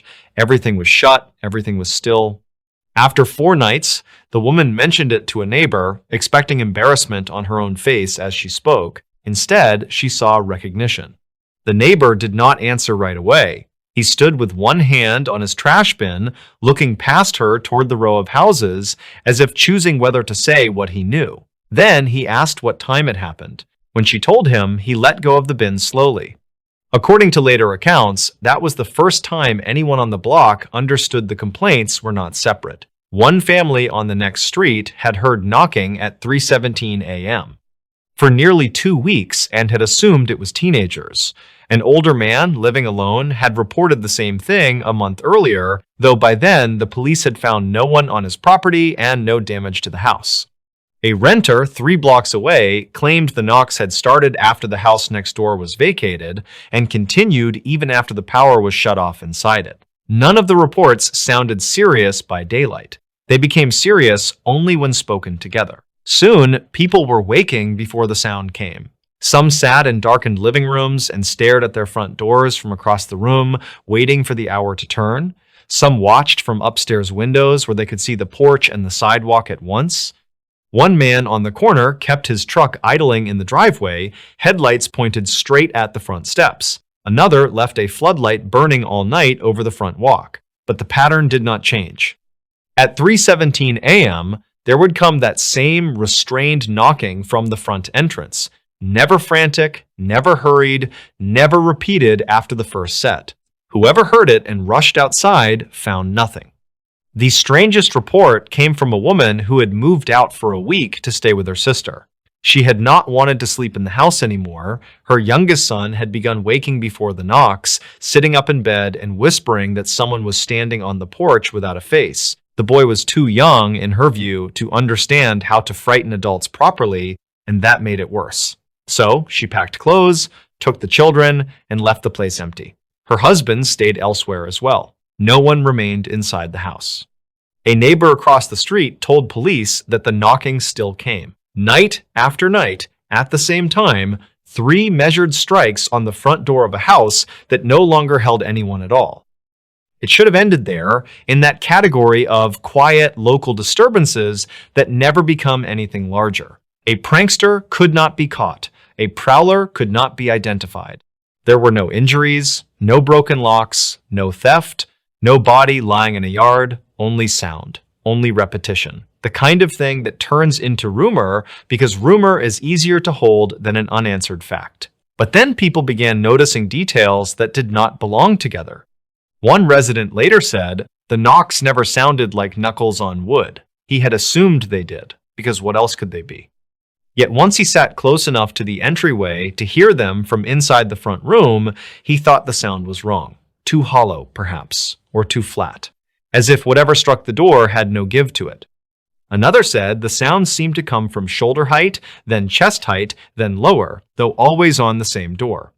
A retired carpenter on the block told neighbors that the front panel on his door carried the vibrations strangely, almost as if the impact landed on the outside and the inside at once. Several people began leaving powder on their porches.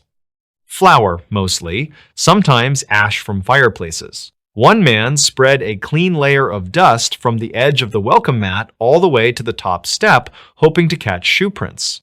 In the morning, the powder remained smooth, untouched, except for the thin score where the door had swung open after the knocks and the family had rushed out again. No footprints approached. No footprints left. According to local retellings, one household set a chair directly against the inside of the front door and waited with the father seated in it, hand pressed to the wood. The knocks came on schedule. He leaped back afterward and told his wife, with a face that had gone pale in a way she had never seen before, that he had heard the sound clearly but felt nothing touch the door at all. Autumn came in slowly, flattening the lawns and turning the trees brittle around the edges. The neighborhood learned the hour by instinct. Lamps burned later than they used to. Window curtains remained cracked, just enough for one suspicious eye. In daylight, people laughed at themselves because daylight demanded it. They discussed raccoons, pipes, branches, settling wood, bored teenagers, some trick of distance that made a sound from elsewhere land on a front porch. Yet every explanation broke on the same fact. The knocking happened at 3:17 a.m., in the same rhythm, under too many different conditions, whether the houses were occupied or empty, lit or dark, watched or unwatched. One of the houses had been empty long enough to begin looking blind. The grass had gone coarse around the foundation. Circular marks from flower pots remained on the porch where nothing sat anymore. The front window had a paper notice folded against the glass from the inside, pale and unreadable from the street. Local residents later disagreed over whether that house had ever received the knocks before it was vacated or only after. But more than one person claimed that if they stood outside at the right angle after midnight, they could see movement behind the front curtains even though the power was off and the place had been cleared. A patrol car was sent more than once. Officers found quiet streets, locked doors, tired homeowners standing barefoot on front walks in robes and coats, each one embarrassed to be there. Official responses, insofar as anyone remembered them, were practical and brief. There was no suspect, no evidence of attempted entry, no sign anyone had been on the property. Disturbance complaints were taken, noted, and folded into the ordinary paper drift of city life. But one story remained, repeated years afterward in lowered voices, because it attached itself to a uniform and therefore sounded more solid than the rest. The story said that one officer arrived just before the hour and parked with his headlights off halfway down the block. He waited in the car where he could see two front porches at once. At 3:17 a.m., he heard the knocks. He was certain of that. 3 even blows. He also saw, or believed he saw, that neither porch light changed, no door opened, no person stood on either set of steps. The sound seemed to arrive without a source. He drove up at once, checked the yards, and found the street completely empty. Years later, depending on who told it, the officer either requested no more overnight calls to that block or laughed the matter off and refused to discuss it. Stories like that tend to harden where facts are thin. The woman from the first house began sleeping in the back room. It changed nothing. The knocking still reached her, muted by distance but exact in its timing. One night, after weeks of poor sleep, she made a decision that embarrassed her even in the moment. She moved quietly through the dark house, unlocked the front door, and opened it a few inches before the hour, leaving the chain latched so the porch showed only as a slim column of night. She wanted to prove something to herself. If there was a prankster, the open crack would reveal movement. If there was someone standing close to the frame, they might speak. If it was all imagination, then the empty porch might settle the matter once and for all. The house stood in silence around her. A refrigerator motor clicked on and off. Somewhere, a board shifted faintly in the hallway. From outside came nothing at all. Then, at 3:17 a.m., the door moved under the chain.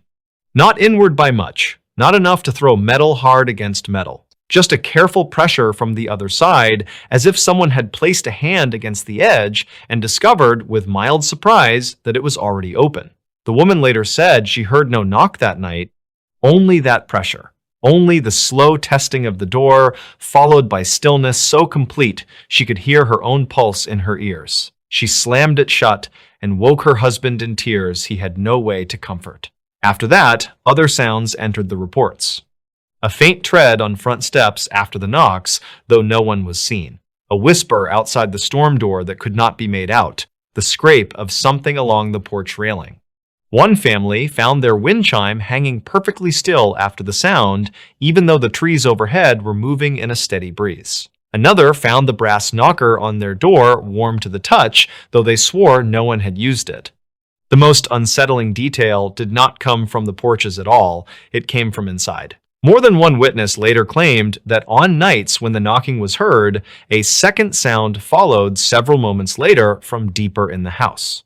Not always, not in every house, but enough times to survive in retelling. A floorboard shifting in an empty upstairs room, a closet door easing against its frame, the soft impact of something settling in a hallway where no one stood. It was as though the sound at the front door was not asking to be let in, but announcing that something had already crossed the threshold by another route. By early winter, the block had changed its habits. People visited less after dark. Children were called indoors before evening fully set.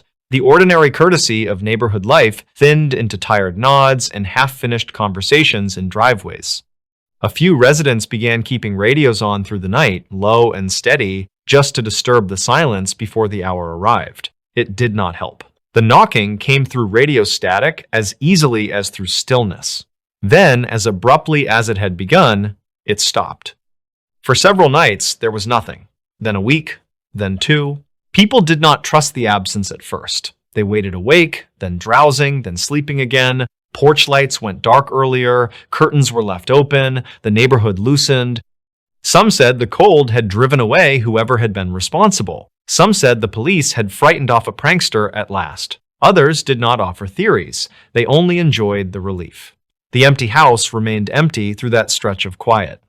Snow gathered shallowly along the walk and froze there in gray ridges. Circular drifts formed around the porch posts. The paper in the front window had yellowed more at the edges.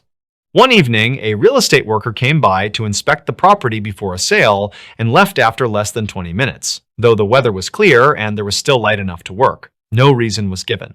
The lockbox stayed on the rail for a while after that, bumping lightly in the wind.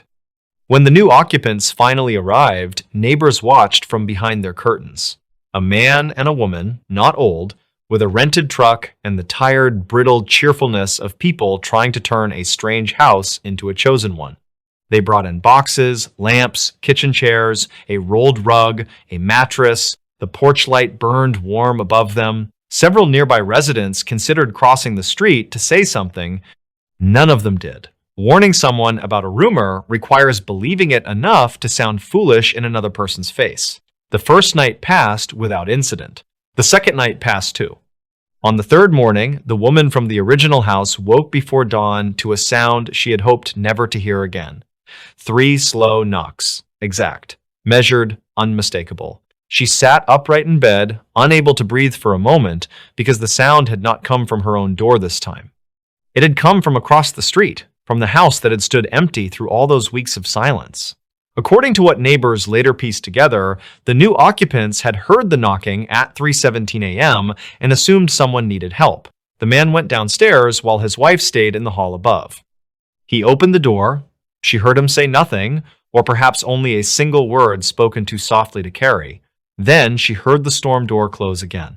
When she came down to the entryway, he was gone. His boots were still on the mat. His coat still hung over the banister. The front door was shut, but not locked. There were no footprints leading away from the porch, except the marks left later by police and neighbors searching the yard. No one on the block reported seeing a person crossing the street, entering a car, or moving through the alley. The man was simply no longer in the house. Searches were made. Questions were asked. The story spread beyond the neighborhood then, because a disappearance has weight that a sound does not. Yet, even in that larger telling, certainty remained difficult. Some said the man had a reason to leave and chose the hour for his own purposes. Some insisted there must have been evidence not shared publicly. Some rejected the link entirely, claiming frightened neighbors had sewn 2 unrelated events together into a legend. It is possible they were right. But local memory kept the order of things intact. The months of disturbance complaints, the empty porches, the watched houses, the exact time, the knocks continuing even when no one was home. And at the center of it, the feeling shared by those who heard them that the sound was never random, never testing, never confused. It was the sound of arrival. Years later, people on that side of Cedar Rapids still avoided certain kinds of silence. A few of the old houses were renovated, some were sold, families came and went, children grew up and left the block, carrying only fragments of the story with them. New owners often knew nothing about the complaints unless someone chose to tell them. Even then, the details changed from mouth to mouth. 3 knocks became 4, then returned to 3. The season shifted depending on the teller. The empty house moved 1 street over. That is the ordinary erosion of memory. Yet one detail survived with unusual strength. Not because it could be proven, but because too many people repeated it exactly. Now and then, in the last dark stretch before dawn, a resident would wake for no clear reason and look at the clock, 3:17 a.m. Then would come that old, helpless stillness, the sense of a whole neighborhood holding its breath. On rare nights, someone still claimed to hear the knocks, not always on their own door, sometimes faint and far off, as if heard through several houses at once. 3 patient blows, then nothing. No one ever agreed on what would happen if a person opened the door quickly enough, or left it open before the sound arrived, or chose not to move at all. Theories survive because they are never tested in the one way that matters. The woman who first heard the knocking kept living in Cedar Rapids for years, but she never again stood waiting at the entryway before the hour. She slept with a lamp on in the back room and kept a chair beneath the knob until she moved away. The house where the man vanished changed hands more than once. In photographs taken during later listings, the front porch looks ordinary. 2 posts, narrow steps. A plain door with a small pane beside it that reflects the street. There is nothing in those images to suggest the place ever held more than routine unhappiness, more than the usual weathering of Midwestern winters and summers. Still, people who know the story tend to notice the same thing when they look too long. The porch appears as if someone has just stepped out of frame. And if the picture is viewed late enough at night, when the room behind the viewer has gone quiet and the glass begins to give back a faint reflection of the watcher's own face, there is sometimes the brief, absurd impression that another shape is standing closer to the door than it should be, waiting with one hand raised, patient as ever, for the minute to come around again. The Midnight Choir of Waverly Hills. On a high wooded ridge in southwestern Louisville, Kentucky, a decaying Gothic monolith bleeds into the night sky.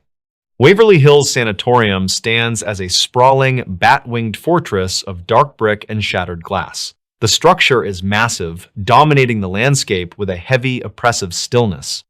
It is a place where time ceased to move decades ago, yet the physical residue of immense human suffering never truly evaporated from its halls. The wind that pulls through the empty window frames does not merely whistle, it wheezes, dragging across the cracked plaster like breath through a ruined trachea. To understand the atmosphere of Waverly Hills is to understand the White Plague. In the early 20th century, tuberculosis was a death sentence that arrived as a slow, suffocating thief. By 1926, the massive 5-story sanatorium was opened to accommodate the overwhelming tide of the afflicted. It was designed as an island of quarantine, a place where the sick were sent to either recover through experimental fresh air therapies or, far more often, to die in isolation. Patients were subjected to brutal treatments, ribs were surgically removed to collapse infected lungs, and heavy sandbags were placed on chests. The sheer volume of mortality was staggering. It is estimated that up to 60,000 souls took their final, agonizing breaths within these walls. The bodies became so numerous that a motorized cable system was installed in a concrete tunnel stretching 400 feet down the hill. This became known as the body chute, a grim artery designed to transport the dead away quietly, out of sight of the living whose morale was already fracturing. Today, the building is a hollow shell, stripped of its medical equipment and abandoned to the elements. Yet, those who are tasked with walking its long, cavernous corridors at night understand that Waverly Hills is not empty. It is saturated. The caretakers and night guards who patrol the sprawling wards do not speak of traditional hauntings. They do not report transparent figures in period clothing. Instead, they describe a terrifying environmental playback, a phenomenon where the building itself seems to regurgitate the sensory horrors of its past. The auditory terror usually begins deep in the night, often reported around 2:30 a.m., when the ambient noise of the surrounding city has completely faded. A lone guard walking the central corridor of the fourth floor will first notice a severe drop in air pressure. The atmosphere grows heavy, thick with a metallic scent that closely resembles old dried copper. It is the distinct, unmistakable smell of blood. The temperature plummets rapidly, mimicking the cold, damp sweat of a breaking fever. Then, the silence is broken by a single, wet sound. It starts as a low, guttural click at the far end of the pitch-black hallway, a sharp intake of air followed by a wet, heavy cough. The sound is highly localized, echoing off the peeling lead paint and the chipped terrazzo floors. It sounds exactly like a human being struggling to clear a massive obstruction from their throat. Before the mind can rationalize the sound as a trick of the wind or settling pipes, a second cough joins in from an adjacent empty room. Then a third, emanating from the shadows directly behind the listener. Within moments, the isolated sounds cascade into a horrific symphony. It is a phenomenon known among the night staff as the midnight choir. Dozens, then hundreds of invisible throats begin to spasm simultaneously. It is the terrible, unmistakable sound of the death rattle, the final stage of respiratory failure, where fluid pools in the lungs and the failing throat loses its ability to swallow. The acoustics of the long, tiled corridors amplify the noise until it becomes a deafening roar. It is the sound of an entire hospital ward drowning on dry land. Caretakers have reported dropping to their knees, clutching their ears to block out the overwhelming auditory assault of hundreds of phantom patients choking on their own dissolving lungs. The noise vibrates in the sternum. It feels entirely physical, a crushing wave of collective agony that demands to be heard. It is during this crescendo of auditory panic that the visual terror manifests. The human brain, overwhelmed by the deafening sound of unseen suffocation, frantically commands the eyes to search for the source. The beam of a heavy flashlight cuts through the dust-moted air, sweeping wildly across the empty beds and the graffiti-stained walls. But the threat does not walk on the floor. High above, pressed flat against the decaying ceiling plaster, a shape detaches itself from the darkness. It is an entity known only in the whispered lore of the property as the Creeper. The flashlight beam reveals a sprawling, ink-black silhouette roughly the size of a human, but its proportions are entirely wrong. Its limbs are elongated, spindly, and bent at impossible spider-like angles. It defies gravity, clinging to the smooth ceiling above the hallway with an unnatural tension. The Creeper does not float. It crawls. It moves with the rapid, twitching locomotion of an insect, scuttling across the ceiling tiles at a terrifying speed. As the choir of choking patients echoes endlessly through the ward, the shadowed entity darts from archway to archway, using the deep corners of the high ceilings to mask its approach. It makes no sound of its own, fully concealed by the deafening roar of the phantom coughing. Witnesses describe a paralyzing sense of predatory intent radiating from the shape. It descends the walls only to reposition itself, moving so fast that the eye can barely track its progression before it melds back into the blackness above. It is a manifestation of pure, predatory dread, feeding off the residual energy of the suffering that permeates the brickwork. Those who encounter the midnight choir and the crawling shadow do not investigate further. The only rational response is retreat. Guards report backing away slowly, keeping their flashlight beams trained on the ceiling until they reach the heavy steel doors of the main stairwell. The descent down the concrete steps is always frantic, driven by the suffocating need to escape the heavy, diseased air of the upper floors. The sounds of the collective death rattle only begin to muffle once the heavy exterior doors are pushed open, allowing the freezing night air of the Kentucky woods to hit the face.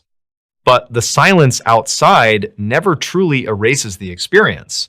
The trauma of the encounter lingers long after the shift ends. Those who walk the halls of Waverly Hills learn a grim reality about the nature of a haunting. The sanatorium is not simply a structure occupied by restless spirits. It is a massive architectural phonograph needle permanently stuck in the deepest groove of human agony, playing back the horrific reality of the White Plague to anyone unfortunate enough to listen in the dark. A Scottish Highlands account described a figure that made no sound. The rain was striking the tin roof of the isolated shelter with the force of handfuls of gravel, making it impossible to hear anything else, which was why the absolute silence of the figure outside felt so deeply wrong. It was exactly 11:45 p.m. when the lone hiker first noticed the dark silhouette moving past the single, cracked window of the stone bothy. The wind sweeping across the barren moorland was strong enough to bend the ancient heather flat against the earth, creating a constant, roaring rush of noise. Yet the tall shape walking just 30 feet away from the glass stood perfectly straight. Its heavy, ragged coat hung motionless around its knees, entirely undisturbed by the gale, as if the entity existed in a completely different physical space, untouched by the violent weather of the world around it. According to the account filed weeks later by an American traveler who had been mapping a remote section of the Scottish Highlands, the strange encounter took place in late October of 2019. He had hiked nearly 14 miles that day, navigating treacherous bogs and steep inclines before seeking refuge in a small, ancient stone structure known only to local shepherds and experienced trekkers. He had secured the heavy wooden door with a rusted iron latch at around 6 in the evening, grateful to escape the rapidly dropping temperature and the creeping gray fog. He had built a small fire in the narrow hearth, drinking bitter tea and reading by the dim light of a single battery-powered lantern. The extreme isolation of the moors was supposed to bring peace, but as he stared out into the darkness that night, he realized he was entirely cut off from the rest of the world, with no cellular service for at least 20 miles in any direction. At first, the traveler desperately tried to rationalize the sight through the window. He reasoned that his exhausted mind was simply playing tricks on him, perhaps projecting the vague shape of a lost stag or a trick of the flickering firelight onto the thick fog rolling outside. But the dark figure did not dissolve into the mist. It took deliberate, impossibly smooth steps through the thick, sucking mud that surrounded the shelter. The hiker slowly leaned closer to the cold glass, using his sleeve to wipe away a layer of condensation. He watched in growing dread as the entity abruptly stopped walking. It turned its upper body slowly, facing the window with a jerky, unnatural motion.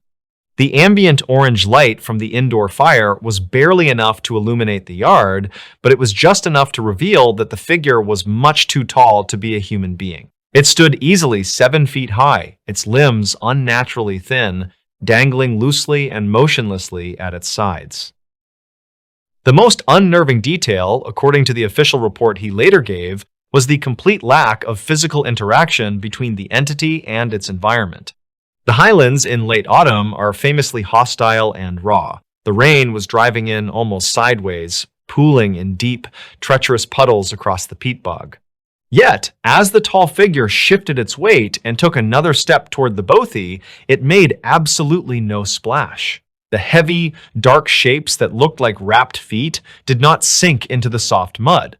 It moved with a gliding, mechanical precision, appearing to float just a fraction of an inch above the saturated ground.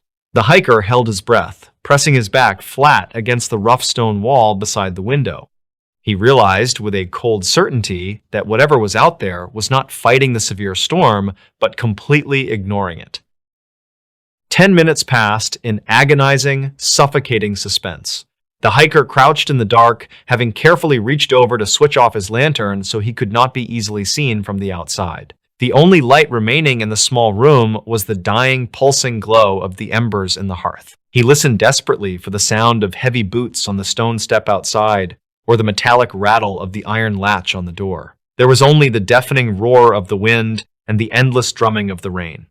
The sheer volume of the storm should have been comforting, acting as a natural barrier between him and the dark, but instead, it felt blinding. If the silent entity decided to break down the door, the hiker knew he would not hear it coming until the old wood splintered inward. A sudden, aggressive drop in temperature forced the hiker to pull his thick wool jacket tighter around his chest. The air inside the small stone shelter turned bitterly cold in a matter of seconds, dropping so fast that his breath plumed in thick, pale clouds before his face. He slowly turned his head, inch by inch, to look back at the small square of the window. The tall figure was no longer standing out in the muddy yard. It was directly on the other side of the glass. The hiker felt his stomach drop, his heart hammering wildly against his ribs. The entity was so close that its broad, dark shoulders blocked out the storm entirely, filling the entire frame of the window with the texture of its heavy, damp-looking garments. It slowly pressed its face toward the glass. The hiker could not move, paralyzed by a deeply primal terror that locked his muscles in place. The face looking in from the storm was entirely devoid of distinct human features. There were no eyes, no discernible mouth, no brow ridge, just a smooth, pale expanse of skin that looked like worn gray leather stretched tightly over an irregular skull. Slowly, agonizingly slowly, the entity raised a long, impossibly thin arm. It pressed a single, elongated hand against the outside of the window pane. There was no tap of bone, no squeak of wet skin sliding on glass. The absolute dead silence of the gesture made it infinitely more terrifying. As the pale, featureless hand rested against the pane, a thick layer of white frost bloomed rapidly across the window, radiating outward from where the long fingers touched, completely freezing the glass from the outside in until the gray face was entirely obscured by ice. The hiker retreated backward on his hands and knees to the furthest, darkest corner of the room. He gripped a heavy piece of split firewood in his trembling hands, raising it to his chest, and waited for the frozen glass to shatter. He waited for the heavy wooden door to be violently forced open. He sat completely rigid in the freezing darkness for the rest of the night, tracking the agonizing passage of time only by the slow creeping of pale gray light that eventually signaled the arrival of dawn. The furious storm had finally passed, replaced by a dense, quiet morning mist that blanketed the moors. The inside of the bothy was deathly still. At precisely 7:15 a.m., the hiker finally found the courage to stand up. His joints ached terribly from the severe cold and the hours of sustained tension. He approached the door, his throat dry and his hands still shaking. The iron latch was still securely in place exactly as he had left it. The door had not been tested or pushed. The hiker grabbed the handle and shoved it open, wincing at the loud, sharp creak of the rusted hinges, a sound that felt deafening after a long night of straining to hear the impossible. He stepped out into the crisp, biting cold of the Highlands morning. The ground all around the shelter was a thick, muddy paste from the heavy overnight rainfall. He walked carefully around to the side of the stone building, dreading what he might find, to inspect the area directly beneath the single window. According to the statements he would later provide to a skeptical desk officer in a town 40 miles away, there were absolutely no footprints in the mud. There was no sign that a tall, heavy figure had stood there just hours before. There was only one strange disruption in the bleak landscape. Directly beneath the heavily frosted window, the wet grass and muddy peat had been completely replaced by a perfect circle of dry, dead earth, roughly 3 feet in diameter. The soil inside the tight circle was cracked, brittle, and gray, looking as though it had been drained of all moisture and flash frozen centuries ago. The American traveler went back inside, quickly packed his bag, and left the area entirely, hiking for 9 straight hours without looking back over his shoulder. While local authorities formally dismissed the event as a case of extreme exhaustion and isolation-induced hallucination, older residents in the nearby villages simply nodded when they heard the whispered description. They rarely spoke of the deep moors at night, but when they did, they quietly mentioned that the most dangerous things hunting in the dark are always the ones that never make a sound. A Banff hiker was found days later with no memory of the trail. When the heavy beam of a commercial transport truck cut through the freezing fog along a desolate stretch of Highway 1, it was just past 3 in the morning. The driver had not seen another vehicle for over 40 miles.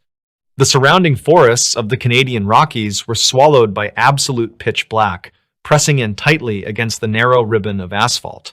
As the truck rounded a sweeping curve, the headlights washed over a lone figure standing precariously close to the white shoulder line. The driver instinctively hit the brakes, the heavy tires hissing against the damp road. The figure was not waving for help. He was a man, standing perfectly rigid, facing the dense and impenetrable tree line rather than the highway. He was shivering violently in a heavy canvas winter coat that was easily 3 sizes too large for his frame. The truck driver, gripped by a sudden and inexplicable sense of dread, did not open his cabin door. Instead, he locked it, rolled his window down just a fraction of an inch, and called the authorities. When the provincial police arrived 20 minutes later, they recognized the shivering man almost immediately from a high-priority missing persons bulletin issued 4 days earlier. He was the experienced mountaineer who had vanished without a trace from a remote alpine trail in Banff National Park, over 130 miles away. But when the officers wrapped a thick blanket around his shoulders and gently asked for his name, the man simply stared through them. His eyes were wide, unblinking, and entirely hollow as he whispered that he was still in the woods. According to the official search and rescue logs, the 32-year-old man had embarked on a carefully planned 3-day solo trek near the rugged Sawback Range. He was not an amateur. He was a seasoned outdoorsman who carried a satellite emergency beacon, detailed topographical maps protected in waterproof casing, and enough high-calorie provisions to comfortably last a week. His detailed itinerary was filed with park rangers, outlining a precise route that followed well-worn valleys and challenging alpine passes. For the first 48 hours of his journey, everything appeared entirely normal. Then, without warning, his satellite beacon ceased transmitting. It did not send a distress signal. The digital ping simply vanished from the monitoring grid at exactly 11:15 p.m.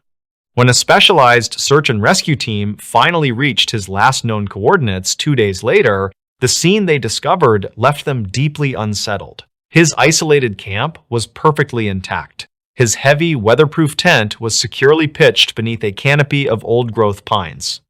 His 0-degree sleeping bag was neatly unrolled, and a small, portable camp stove sat cold next to a carefully constructed fire pit. Most disturbing of all were his heavy, mud-caked hiking boots. They were sitting neatly side by side just inside the zippered tent flap. There were no signs of a struggle, no blood, no aggressive animal tracks, and no scattered gear to indicate panic. The undisturbed scene suggested a deeply unnatural narrative. It looked as though the man had calmly unzipped his tent in the middle of the freezing night, stood up in his thick woolen socks, and walked purposefully out into the sprawling, silent wilderness. Finding the missing hiker alive should have been a moment of profound relief for the rescue teams, but the physical condition in which he was discovered only caused the mystery to deepen into something much darker. The sheer distance between his abandoned campsite and the icy stretch of highway where he was found spanned roughly 130 miles of unforgiving terrain. It was a brutal landscape of jagged, unnamed peaks, deep ravines, and freezing, fast-moving rivers.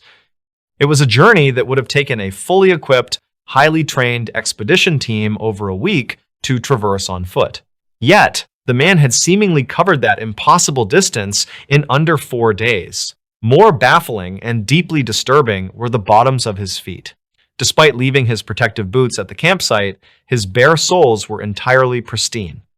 There were no deep lacerations from the sharp scree fields, no pine needles embedded in his skin, and no signs of severe frostbite from the freezing alpine temperatures.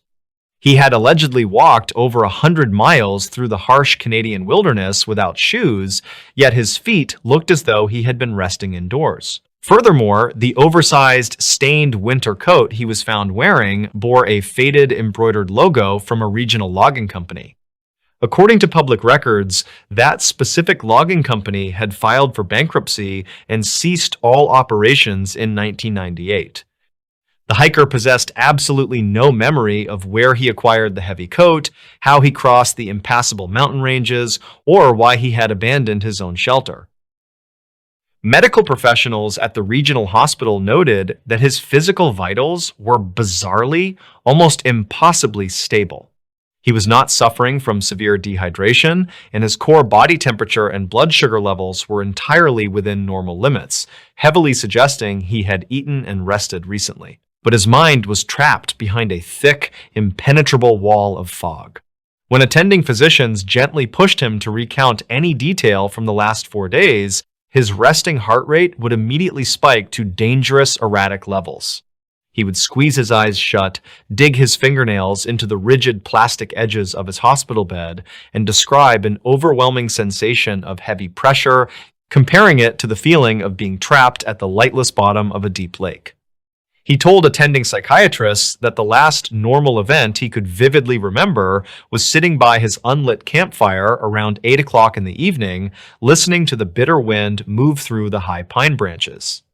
Then, according to his fractured, halting recollections, the wind completely died. He claimed that the natural ambient sounds of the forest, the chirping insects, the rustling underbrush, the distant rush of glacial water all ceased at the exact same moment. In their place came a low, continuous, vibrating hum that seemed to echo from beneath the soil, a sound so deep it made his teeth ache and his vision blur. Hoping to construct a timeline of his movements, investigators retrieved the man's digital camera from the side pocket of his discarded backpack at the campsite.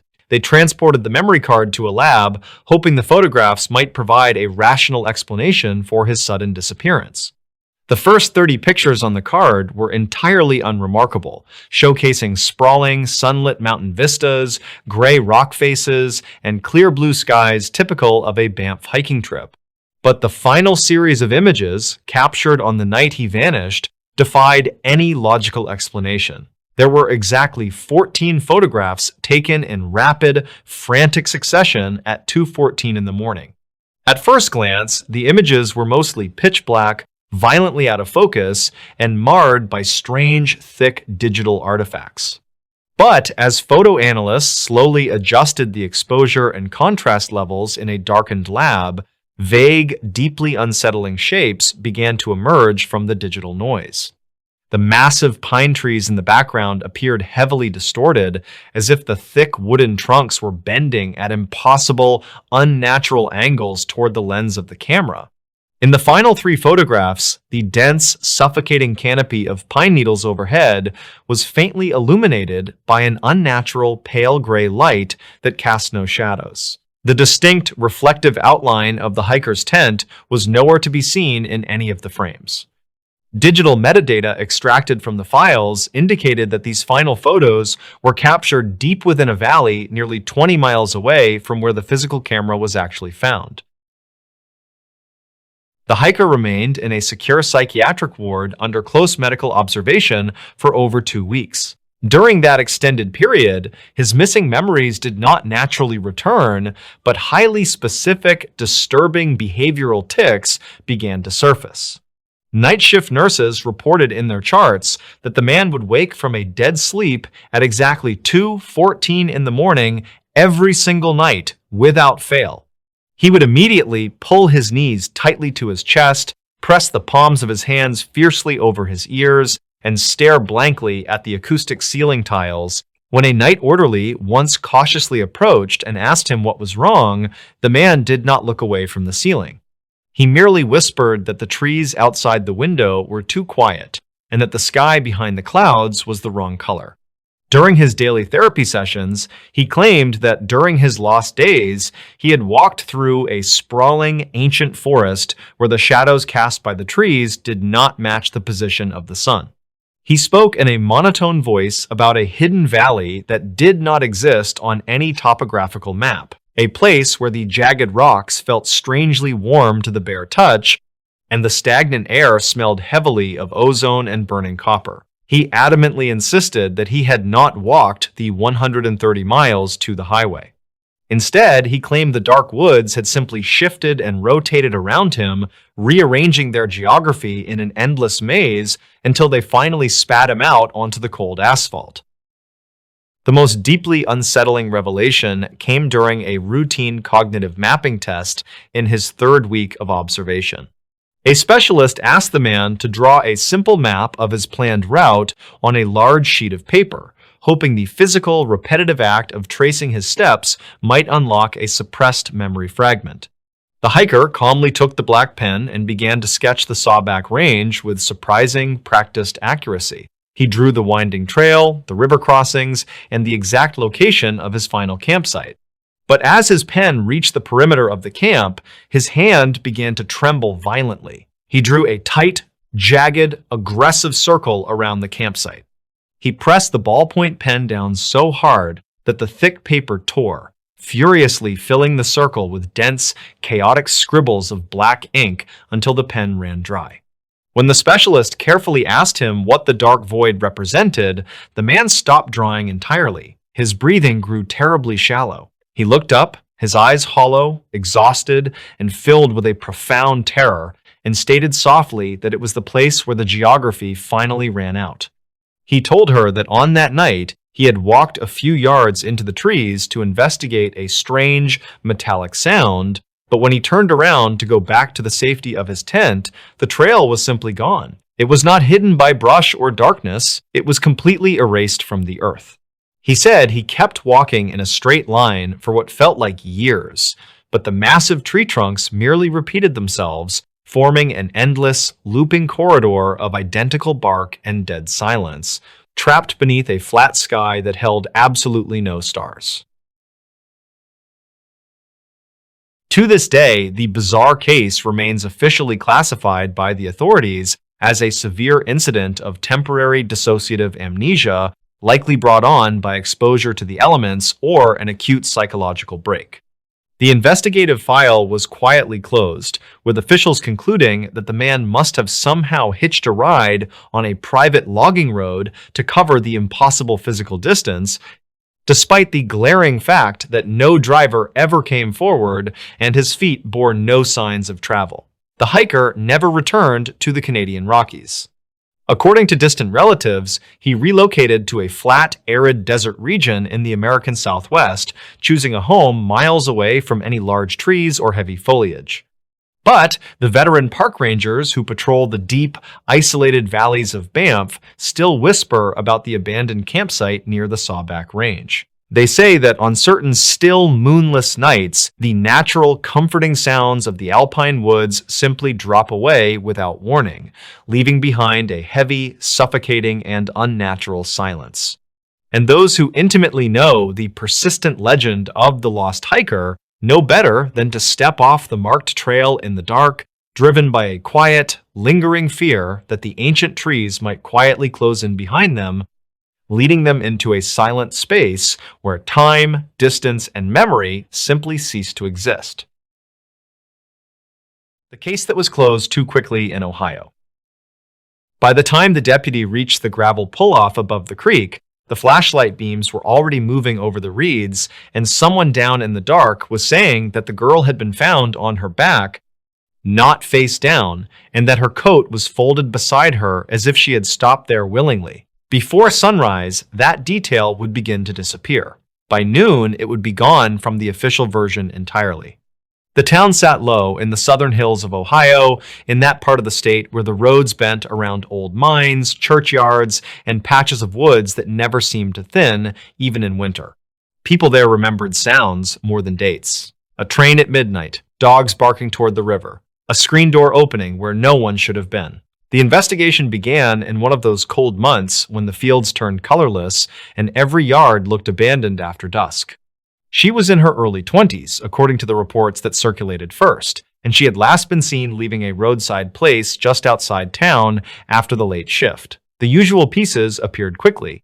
A car left where it should not have been, a phone that stopped answering, a family that began calling before the county was ready to call it an emergency.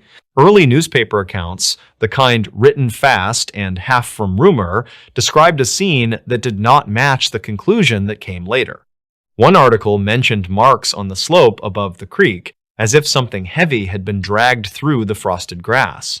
Another said the first officer on scene believed there had been more than one person there. A radio bulletin, repeated for less than a day and then never again, stated that the body had been located several yards from the waterline, not in it, and that the victim's shoes were unusually clean for someone who had slipped down a muddy bank in the dark. Those reports were not formal evidence. They were only early fragments gathered in haste, but in small towns, the first version of an event leaves a stain. It does not wash out easily. The official explanation settled over everything with surprising speed. It was not dramatic, that was part of its strength. She had become disoriented, the public was told. There was poor visibility. The creek had risen. Exposure and water had done the rest. There was no confirmed sign of assault, no confirmed sign of abduction, no clear reason to keep the county awake much longer than it already had been. What had begun as a tense search narrowed into paperwork, then signatures, then silence. People who had spent the first day whispering in parking lots stopped whispering, not because the questions had been answered, but because the answer had already been chosen. And yet, the first detective assigned to the file did not seem convinced, at least not at once. Years later, when portions of the case papers were discussed by local researchers and former reporters, certain details stood out for the way they resisted the final summary. There was a notation about a back door in a nearby vacant property being found unlatched. There was mention of a broken drinking glass on a kitchen floor inside that same structure, despite no public statement ever linking the girl to the building. There was also a line, brief and badly typed, recording that a witness on the Ridge Road had heard a vehicle idling there sometime after midnight, long after the restaurants and gas stations had gone dark. That witness later seemed to vanish from the public record altogether. The vacant property became the part of the story that older residents still lowered their voices over. It was not a notorious place, only an old house left to weather at the edge of a field, with one leaning porch post and a front room that took on the smell of wet plaster every autumn. Teenagers had gone there now and then, hunters cut across the back lot. Nothing about it suggested a legend, at least not before the investigation touched it. But according to people who later claimed to have seen the early scene notes, there had been signs of recent movement inside. Mud on one stretch of floorboards and nowhere else. A chair pulled toward the window facing the road, a coat button that did not match the victim's clothes. Most troubling of all was a short sentence in an evidence inventory that referred to audio material recovered from rear bedroom. No description followed it. No transcript was attached. In the final case packet, that item was no longer there. Those omissions might have been clerical. Papers are misplaced, inventories are corrected, small departments are not always careful in the first frantic hours of a case. But the pattern ran deeper than a single missing item. A local reporter who kept copies of the earliest clippings noticed that the location of the body shifted from one account to the next. In one version, she had been found near the water, as though she had stumbled. In another, she had been found in a shallow depression above the bank where the frost had not yet melted around her hair. One report said her hands were bare, another said one glove was tucked into the pocket of her coat. The coat itself moved through the story in an even stranger way, folded, torn, missing, recovered later. There was never one stable description. It was as though the physical facts of the scene had been gradually pressed into a shape that better suited the conclusion. The family, according to public statements and later recollections, did not stop asking for a clearer explanation. They questioned the speed of the ruling. They questioned why some early comments from investigators had been softened or withdrawn. They questioned how a young woman could leave a lit parking lot, travel a route no one could map with confidence, and end up in a place that several officers initially treated as suspicious, only for that suspicion to evaporate within days. None of that proves foul play. It does not prove anything at all. But the unease came from the movement of the story itself. Facts usually grow firmer with time. In this case, they seemed to grow softer, blurred at the edges, as if each revision had been made not to sharpen the truth, but to make it less difficult to live with. Then there was the call. It appeared in some retellings and vanished in others, which only made it worse. According to discussions that surfaced years afterward, a 911 call came in during the hours before the body was found. The caller did not give a name. There was either breathing on the line or wind. Different people remembered it differently. One former dispatcher reportedly said a woman had tried to speak but stopped. Another version claimed there were two sounds, one close to the receiver and one farther back, like a chair scraping a floor. The call was not treated publicly as central to the case, and no complete recording has ever been widely released. Still, one reference to a distressed open line lingered in an internal log summary. It was time-stamped well after the victim had last been seen and close enough to the discovery of the body to trouble anyone who noticed it. The most unsettling part was not that the call existed, but that it sat beside a note suggesting the phone later recovered with the victim showed water exposure so severe that investigators were uncertain whether it could have been used during that window at all. That contradiction was never fully explained in public. Perhaps the call came from someone else, perhaps the timing was off, perhaps a deputy wrote down the wrong device. Those are ordinary possibilities. But the file did not read like a file that had encountered an ordinary mistake and corrected it. It read like a file that had stepped around certain facts and left them behind in the dark. A retired clerk from the courthouse, speaking years later to someone collecting local case histories, described the folder itself in a way that people in town still repeated. She said it felt thinner than it should have. She said there were places where pages had clearly once been fastened together and no longer were. She remembered an evidence sheet with item numbers continuing in sequence until one line, where a space had been left large enough for several words and then crossed through with a single pen stroke. She could not recall what had been written there first. She only remembered that the ink used to strike it out was darker and newer than the type on the rest of the page. That is a small thing. It might mean nothing. In a room full of old files, almost everything looks altered, but the image stayed with people because it fit too neatly with the rest of the case. Not destroyed, not solved, only adjusted. As the years passed, the town did what small towns do with unresolved stories. It set them down in layers. The older generation spoke about carelessness, favoritism, and officials who wanted the matter finished before it stained the county too deeply. Younger people added a different edge. They talked about the empty house, they talked about the rear bedroom and the missing audio. Some said a hunter had once gone inside there at dusk and found old police tape in a dresser drawer, though no one ever proved it. Others claimed that if a car stopped on the ridge road after midnight and the engine was cut, the creek below sounded wrong, not like moving water, but like somebody dragging a wet bundle through weeds.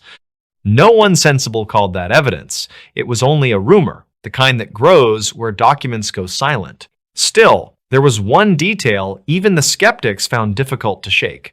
In one early photograph, reproduced badly in a local archive before access tightened, the vacant house could be seen in the background beyond the tree line. Its rear window reflected the morning in a flat, pale square. At first glance, there was nothing there.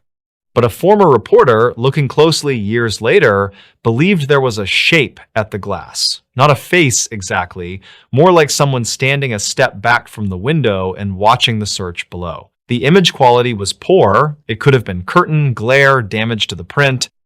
Yet that same reporter said the original contact sheet for the scene later seemed incomplete, with one frame missing between two shots taken seconds apart. He never proved that either. He only said that every time he tried to trace the sequence, the records broke apart in his hands. The county moved on, the house collapsed by degrees, the field behind it grew up wild. New deputies came in who knew the story only as something older officers dismissed with a tired look. Officially, nothing remained open. There was no murder to solve, no abductor to identify, no conspiracy waiting under the surface of public record. There was only a young woman whose death had been explained, and a town that did not quite believe the explanation it had been given. In daylight, that seemed manageable. At church suppers and football games, people spoke of other things. But on winter nights, when the roads emptied early and the hills held their breath, the old contradictions came back with the dark. Some said the worst part was how ordinary the file sounded if read quickly. It did not shout. It did not confess. It offered no final revelation hidden in a margin. It simply failed in a few quiet places to line up with itself. A coat where it should not have been. Shoes too clean for the bank. A house entered and then forgotten. An item of audio recovered and then no longer mentioned. A call that arrived from nowhere and settled nowhere. These were not answers. They were absences shaped like answers, and that was what made the case endure. An unsolved crime can be named, an accident can be mourned, but a story that has been gently pressed into the wrong shape leaves behind a different kind of fear, one with no edge to hold. Long after the papers were boxed away, there were people in that part of southern Ohio who still slowed when they passed the old pull-off above the creek. They did it without meaning to. They looked down through the brush, past the black water and the low tangle of branches, toward the place where the first flashlights moved before dawn and the first version of the truth had briefly shown itself. Then they drove on, back toward the lit houses and the gas stations and the safer explanations. But the feeling stayed with them. Not that something supernatural had happened there, not even that the town had uncovered a monster and hidden it, only that somewhere in the first hours, before the signatures and the final ruling, somebody had seen one detail too many, and that detail had been trimmed away so the rest could close around it. What remained was smaller than a haunting and colder than a legend.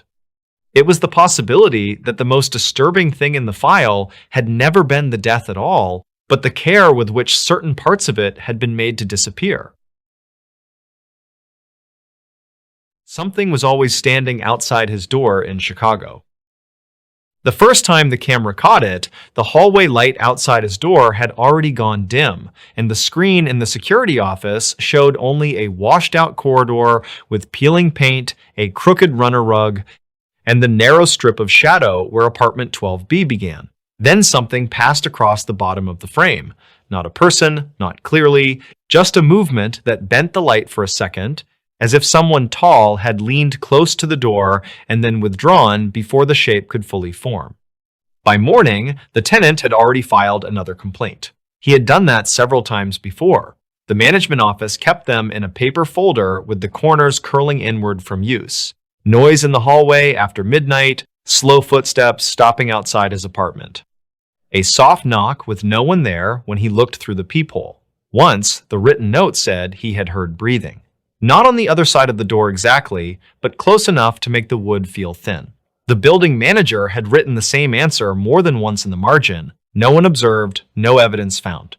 It was an old building on the north side of Chicago, one of those heavy brick apartment blocks raised when hallways were made narrow and ceilings were made high, as though the people who designed them expected the dark to settle overhead and stay there. The radiators hissed in winter like something irritated in the walls. The front vestibule smelled faintly of wet wool, rust, and old letters. Tenants came and went without speaking much. They shared elevators, laundry rooms, thin walls, and the private certainty that strange sounds were part of the place. No one remembered exactly when the complaints about the hallway began. Some said it started after a leak on the third floor, when the plaster had been opened and repaired and the corridor lights flickered for weeks afterward. Some said it had been happening for much longer, only no one had written it down before. But the tenant in apartment 12B, a quiet man in his late 30s who kept a regular schedule and rarely brought visitors upstairs, became the one who reported it most often. At first, he sounded embarrassed. He told the manager he knew how it would seem. Old building, pipes knocking, other tenants coming home late, he worked long hours, and maybe he was too tired. But he had begun waking a little after 3 o'clock in the morning to the feeling that someone was standing outside his door, not knocking, not moving, just waiting there. He said the feeling would drag him awake before any sound did. Then, after a minute or two, he would hear a soft scrape in the hall, like the sole of a shoe turning slowly in place. The manager checked more than once. Each time, the corridor was empty. Then, another tenant on the same floor mentioned it in passing near the mailboxes. She did not make it formal. She only said she had stepped out late one night to throw away a bag of trash and thought she saw someone standing at the far end of the hall facing the wall beside apartment 12B. When the elevator opened behind her and she glanced back, the figure was gone. She laughed when she told it, but the laugh had a careful sound to it, as if she wanted the story to end before it had properly begun. After that, the complaints were taken a little more seriously. The manager reviewed the entrance logs. No forced entry, no sign of trespassing, no one sleeping in the stairwell. She asked the evening doorman whether he had seen anyone lingering on the floor. He said no. She reminded tenants not to let strangers inside. For a week or so, the building returned to its usual sounds. Footsteps, plumbing, doors closing gently at midnight, wind along the window seams. Then, the tenant in 12B called the emergency line for the building just before dawn and said someone had crouched outside his door long enough to block out the light underneath. When the manager arrived, he would not open right away. She heard the deadbolt turn, then the chain, then silence, then his voice asking whether she was alone. He looked gray and exhausted when he finally let her in. He had not slept. He pointed to the thin band of light at the bottom of the door and said it had gone dark for several seconds, then returned, then gone dark again, as if someone were shifting their feet inches away. He had checked the peephole, he said, and seen nothing but the warped yellow of the hallway bulb.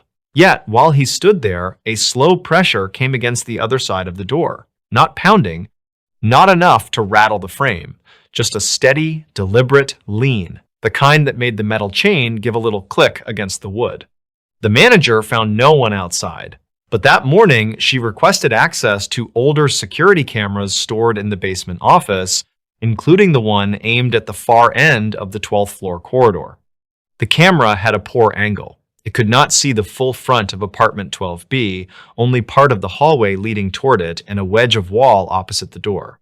The footage from most nights was useless. Empty corridor, flickering light, static bloom, the occasional tenant passing through with groceries or laundry. But on several nights, always in the same quiet hours, between deep night and first morning traffic, something interrupted the frame. It never appeared all at once. One clip showed the shadow arriving before anything else, long and narrow, stretching across the opposite wall as if cast by a body standing just out of view. But there was no visible source for it. Another clip showed what might have been the edge of a sleeve or the side of a coat, a dark vertical line entering the frame and then slipping back again in a motion too smooth to look natural. On another, the image grain rose sharply and a pale blur crossed close to the lens, followed by a faint tremor in the picture, though the hallway itself remained empty. The manager copied several clips to show the board. A maintenance worker watched them and said it was probably a camera fault. A resident on the second floor said maybe it was a prank. Someone else suggested a tenant avoiding the lens on purpose, but no one could explain why the movement never resolved into a full body, not even for a second. There were moments when the corridor brightness changed, moments when the rug seemed slightly depressed near the edge of the frame, moments when the door to 12B looked as though someone stood before it, but no person ever stepped completely into view. The tenant asked to move units. Management said nothing was available. He stopped sleeping in the bedroom after that. The bedroom wall shared a line with the hallway, and he said he could hear too much through it once he started listening. Not voices exactly, more like careful adjustments. Cloth brushing plaster, the faintest click near the brass numbers on the door. He began falling asleep on the couch with the television on low volume, then jerking awake each time the elevator cables sighed through the shaft. A week later, the woman across the hall noticed something else. Every morning, just outside 12B, the runner rug was slightly out of line. It was an old rug, thin from years of shoes and cartwheels, with a border pattern worn almost white. The building cleaner straightened it during the day. By the next morning, the far corner near his door would be bent back again, not by much, just enough to reveal a sliver of floor beneath. At first, it looked accidental. Then she realized it was always the same corner, always folded toward the door, as if someone standing there had worried the rug edge with the side of a shoe for a very long time. The tenant began placing a chair beneath the knob at night. He also taped a strip of thin paper across the crack between the door and the frame, low enough that it would tear if anyone pushed inward. In the mornings, the paper remained intact, but the tape was often puckered and loose, as though damp breath had gathered against it for hours. He showed this to the manager. She said the hallway was drafty. He did not argue. He only looked past her shoulder into the corridor while she spoke. His friends noticed the change in him before the building did. He missed calls. He stopped going out after work. He started having groceries delivered, then stopped answering the buzzer until the driver had gone and the lobby was quiet again. The circles under his eyes deepened. Once, while speaking to a coworker in the parking lot behind the office, he said he knew how it sounded, but whatever was outside the apartment seemed to know when he was awake. That was the first detail that made the story spread through the building. He had tested it, he said. One night, he left the television on and all the lamps lit, then sat just inside the bedroom doorway without moving. Nothing happened. Another night, he turned off every light, lay in bed fully dressed, and kept his eyes open in the dark. A little after 3 a.m., the sound came. One footstep, then another. Then the long stillness outside the door. When he rose and crossed the apartment, the sound on the other side shifted too, adjusting to his movement as though following the position of his body through the walls. The manager did not like hearing this from tenants in the lobby. She told people not to encourage rumors. The board was already tired of discussing the footage, and the building had enough ordinary problems without adding something shapeless to the list. Yet, even those who mocked it began hurrying slightly as they passed the 12th floor corridor at night. A delivery driver claimed the elevator had opened there once by itself, and he had seen, at the very end of the hall, a figure standing too close to one of the doors, head bent at an angle that did not look comfortable. Before the doors could part fully, the elevator had closed again. Winter tightened around the city, the windows in the stairwell frosted at the edges, steam clanged through the old radiators. The tenant in 12B started spending weekends with his brother in another neighborhood, but he always returned for work, and each time he came back, he stood in the hallway before unlocking the apartment as though listening for something on the other side. One evening, he found a faint smear on the paint beside the peephole, gray and powdery, as if someone had rested a forehead there and left old dust behind. He wiped it away. The next morning, it had returned, a little lower. Management finally arranged for a second camera, this one installed farther down the hall to capture more of the doorway. The board wanted proof one way or the other. Trespasser, prank, defect, anything that could be named and fixed. The new camera was sharper, better lit, less forgiving. For 2 nights, it recorded nothing unusual. On the third night, a little after 3:40 a.m., the image changed. The hallway remained empty. The light over 12B hummed faintly. Then the sensor compensated, darkening the whole corridor for an instant, as though something had entered the frame without reflecting properly. When the brightness returned, there was a disturbance near the tenant's door. Not a body, more like a portion of one, a density that displaced the air. The brass numerals on the door became harder to see. The shadow line along the frame thickened. The rug corner slowly lifted, then settled. The most unsettling part came seconds later. The tenant opened the door from inside, only a few inches at first. The chain was on, a slice of warm apartment light cut into the hall. From the angle of the camera, his face was not visible, only one hand on the edge of the door and the pale rectangle of light widening. He seemed to look out. He did not move for several seconds. Then the door slammed shut so violently the camera shook. When management reviewed the footage with him the next day, he became agitated and said the video was wrong. He insisted he had not opened the door at all. According to him, he had stood in the dark with his hand near the knob, listening to something breathe softly on the other side, but he had never turned it. He said he would have remembered. The chain had still been in place when morning came, the chair had still been under the knob, yet there he was on the screen, opening the door to a hallway where no one could be seen.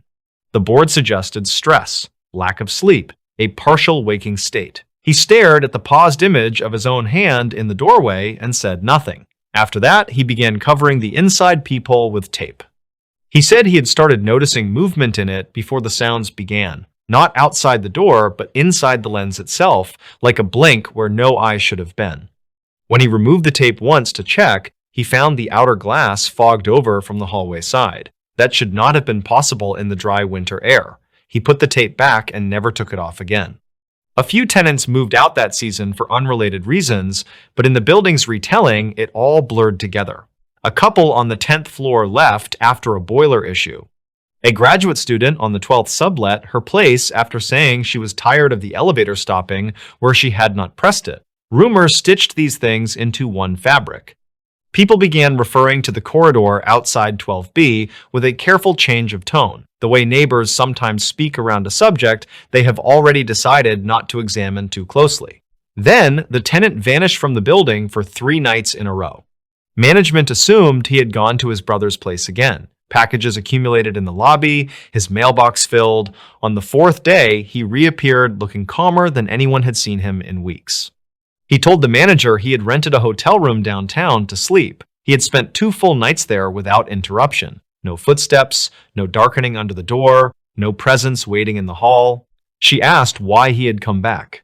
He said, after a pause, that the last morning in the hotel, he had found a faint indentation in the carpet outside his room, right where someone might have stood for a long while without knocking. That afternoon, he gave notice. He packed over the next several days, always in daylight, with the apartment door propped open while friends carried out boxes. Nothing unusual happened then. The corridor looked ordinary. The air smelled faintly of bleach from a recent mopping. People passing by nodded, embarrassed perhaps by how relieved they were to see normal movement in that part of the floor. He handed back his keys before sunset and left the building without turning around. The unit remained vacant for nearly a month. During that time, the complaints stopped completely. No one heard footsteps outside the empty apartment. No camera captured any strange movement. The runner rug lay flat each morning. The manager allowed herself to think the whole thing had been a human problem after all. Something centered on one exhausted tenant and an old building ready to echo whatever fear was brought into it. Then a new renter moved in. He was younger, stayed up late, worked from home, and knew nothing about the stories except that the building was cheap for the neighborhood and the hallway lights were unreliable. For the first week, everything seemed fine. On the 8th night, the security office recorded a brief disturbance near his door. Not much. Only a thinning of the image, like heat passing in front of glass. The next morning, he asked maintenance whether the floor outside his apartment had always been so cold. He said the boards near the threshold felt like stone through his socks, even when the radiators were hissing. No one told him the rest. The second complaint came 2 days later. He said someone had been standing outside late at night, maybe a neighbor, drunk or confused, but whenever he looked through the peephole, the hallway was empty. He laughed about it. He said the weird part was that he could still hear the floorboards answer tiny shifts of weight just beyond the door. By the end of the week, he had bought a small camera of his own and set it on a shelf facing the entryway from inside the apartment. The recording was later shared among tenants in fragments, passed phone to phone in the laundry room and in whispers near the mailboxes. Most of it showed nothing. A dim apartment, kitchen light off, living room washed with the glow of street lamps through blinds. Then, sometime deep in the night, the metal knob began to tremble so slightly the movement might have been missed if the viewer blinked. After that, the line of darkness beneath the door vanished, not all at once, but in sections, as if something outside were lowering itself very slowly until it lay flush against the wood. No sound came through the recording. The new tenant moved out before the month was over. Years passed and the building changed owners. The lobby was repainted, the old runner rugs were replaced. Cameras were upgraded again and again until the hallways looked too clear, too bright, stripped of the shadows that once helped stories survive. Some records were lost, some were thrown out. The folder of complaints was said to have disappeared during an office cleanout. Most people who still mention the story do so uncertainly, attaching it to different floors, different winters, different apartment numbers, but a few details remain stubborn. Tenant reports in the old building did describe repeated sightings in the hallway. Security footage did show movement outside one particular door without ever fully revealing a person. At least one resident is said to have opened the door on camera while later insisting he never touched it. And according to those who still lived there long enough to compare notes, whatever stood in the corridor was never seen arriving by elevator, never seen using the stairs, and never caught in full view under proper light. It was always at the edge of the frame, always where the camera could not quite finish its work.